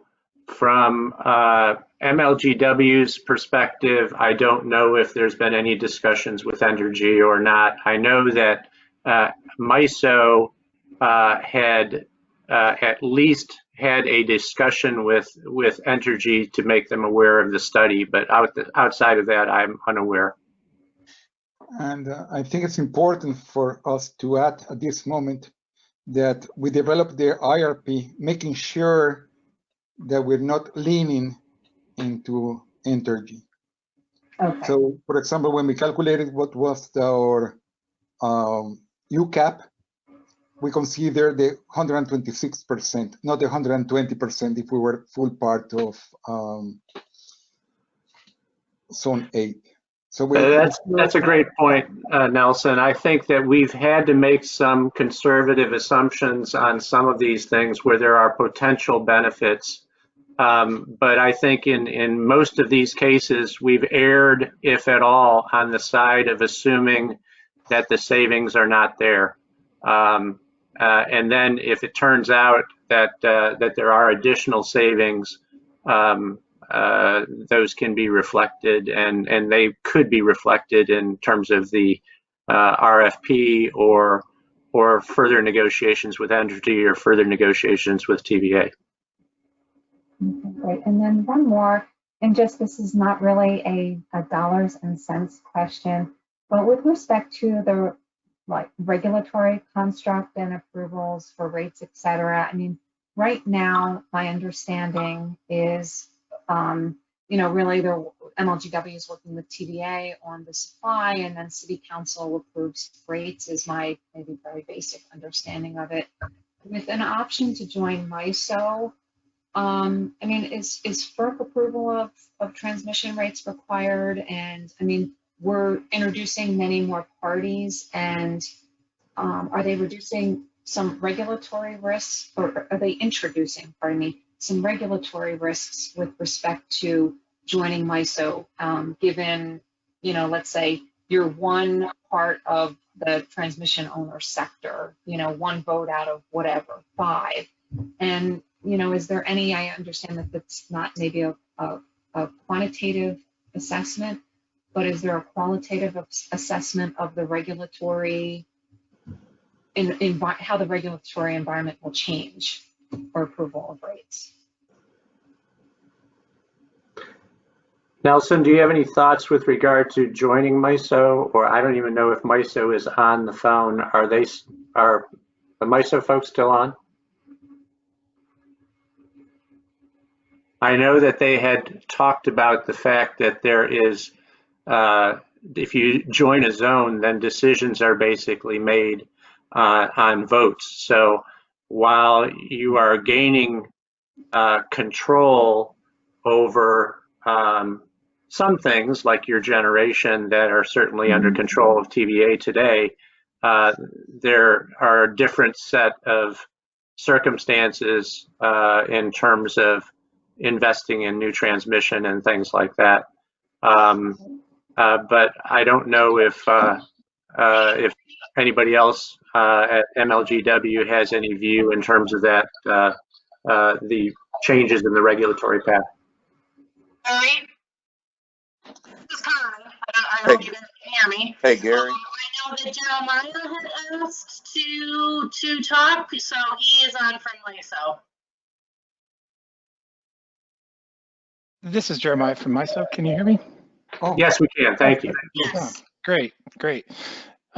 So around the transmission rates, so that, the transmission rates, whether MLGW, is their own transmission owner with their own pricing zone, those rates would fall under the MISO tariff and then ultimately go to FERC for approval. So FERC does ultimately have approval around all of the transmission rates. And so that would be the same if MLGW is part of the current Arkansas zone as well. Those rates that are applied to the transmission rates that are applied to customers do go to FERC ultimately for approval.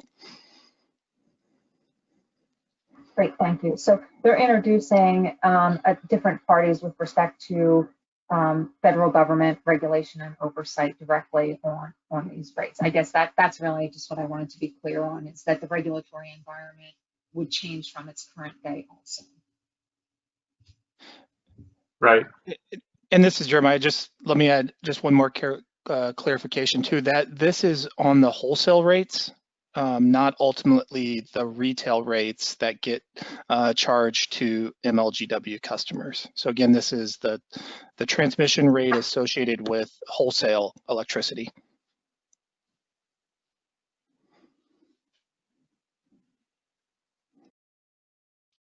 This is Dennis. I have two questions. One is related to solar and the land issue.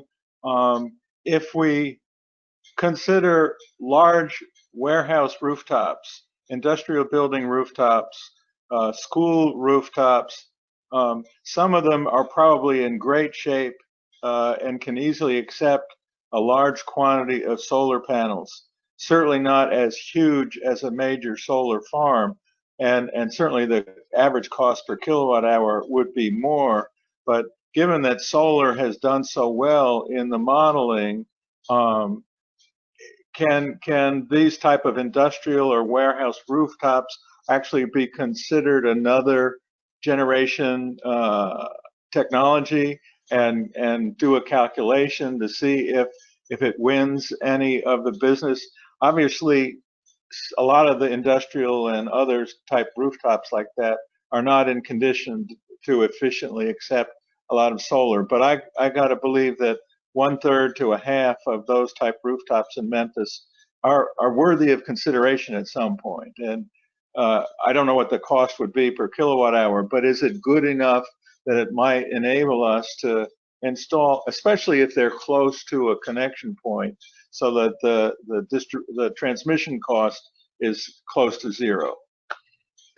Well, we have looked at behind the meter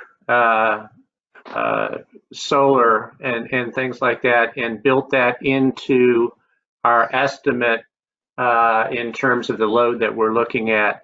I don't think we have the scope to be able to look at the condition of the buildings in the region and make a fair assessment of what the implication might be for the penetration or the cost associated with that as part of this. Right. As part of this. Yeah, I'm not suggesting that you would do that, but just to assume that some portion of the building rooftops would be satisfactory, and make, based on all the appropriate assumptions, make a cost estimate for what that would be per kilowatt hour, and then just see how well that performed in your model. Yeah, I think it probably, I don't know if I can truly answer that question. We could probably do a back of the envelope kind of a calculation around obviously it's going to cost significantly more for that size than what we're actually looking at for utility scale. But we could probably take that offline and see if there's something that we could put in as a qualitative or a note or something like that in our report. Maybe I can add something to that, Gary. Sure, go ahead, Nelson. From a different process, and going beyond what Dennis you were talking about, you can even go beyond that in what is now called the virtual power plants, where you integrate several rooftops into a centrally controlled power plant that then developer brings into the RFP process. So in this other project that I'm working on, that's how it was approached. That through the RFP, it was open also to virtual power plants. And as they were offered, one of the criteria was also to evaluate the additional benefits that these virtual power plants have.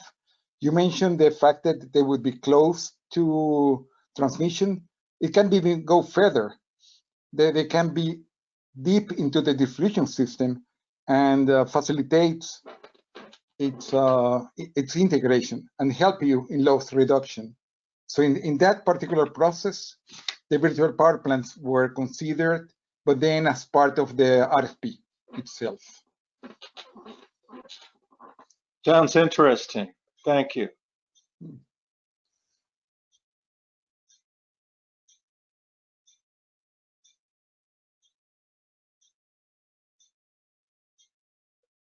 Hey, Gary, can you hear me?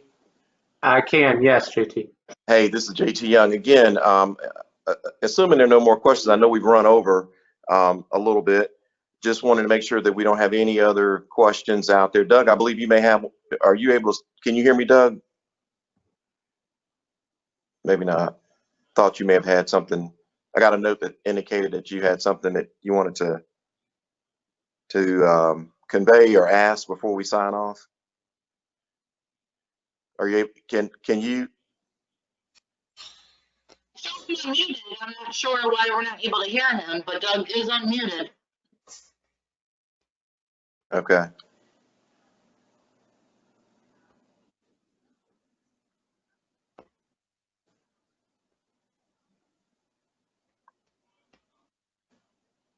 Hello, Doug.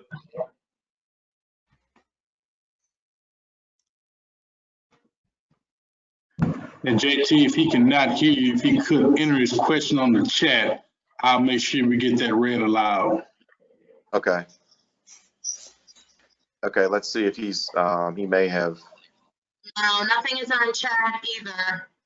Okay. Well, I guess if that summarizes it, I just wanted to kind of wrap us up here and let us, I know folks that we've run over a little bit, but Gary and team, Nelson and Olivia, Yan, all of you, great job. I know MISO's still on the call. Thank you for being here to help shed some light on this. And for the PSAT members, as I said at the beginning, thank you for your continued input, throughout the process. Since our first meeting, I believe it was last April through now. And again, just a reminder that beginning next Thursday, following the community meeting, which will be from 6 to 7:30 p.m., there'll be information that should be out in the public for that to allow folks to join. Beginning then, we'll have the 30-day public review period and certainly have opportunities for additional questions and input. So if you didn't get yours in today, there will be an opportunity for that over the next several weeks. So a lot to consider. And we just appreciate the comprehensive nature of the draft, and certainly want to make sure that we do what's in the best interest of our customers, as we stated earlier, and following the guidelines that we laid out from the very beginning. So again, I really appreciate everyone joining today, and appreciate Siemens and MISO as well being engaged to help us better understand. There's a lot for me to digest, and our team here at MLGW, we've got a lot to review over the next several weeks. So with that, Frank or Alonzo, do you all have anything else to share as we close out? Yeah, this is Alonzo. I just wanted to recognize our internal team. We had a lot of people that have been working very hard with Siemens to get the information to them and analyze the information and ask questions and make changes and try to make sure that we covered all the bases. So it's been a great team effort at MLGW. I just want to say thank you to all of them for working so diligently on this. And a special shout to Frank for being the project manager and keeping everything on pace and pulling the project together. Absolutely. Very good. Thank you. All right. With that, Gary, do you all have anything else? Not at all. Thank you. All right. Hello, Connie. Connie, go ahead. I'm sorry, I just wanted to let everyone know, in case they didn't hear, this was recorded, the whole session. So when we all hang up, it might take a little bit, because as you can imagine, it's going to be a larger file, I guess I would say. But once that's downloaded, I am going to send that to Frank, so you guys can forward that to anyone who wants to see it publicly, or if you feel like maybe you missed something and want to watch it over again, it is recorded. Great. Thank you, Constance. And also a reminder, the actual draft IRP will be uploaded onto our website. I believe it's 4:30 this afternoon. Is that correct, Frank? Yes, sir. Not before then, but definitely by 4:30. Each one of the PSAT members will get an email of the draft today. And this presentation itself, in addition to being recorded, the actual presentation itself, I presume, will be available on our website as well, correct? That's correct. Okay. So lots of information that's going to be put out there for everyone. So again, thank you all for your participation. If there aren't any more questions, again, everyone, thank you. Stay safe in this environment. Y'all be blessed. Take care. Thank you. Bye. Bye.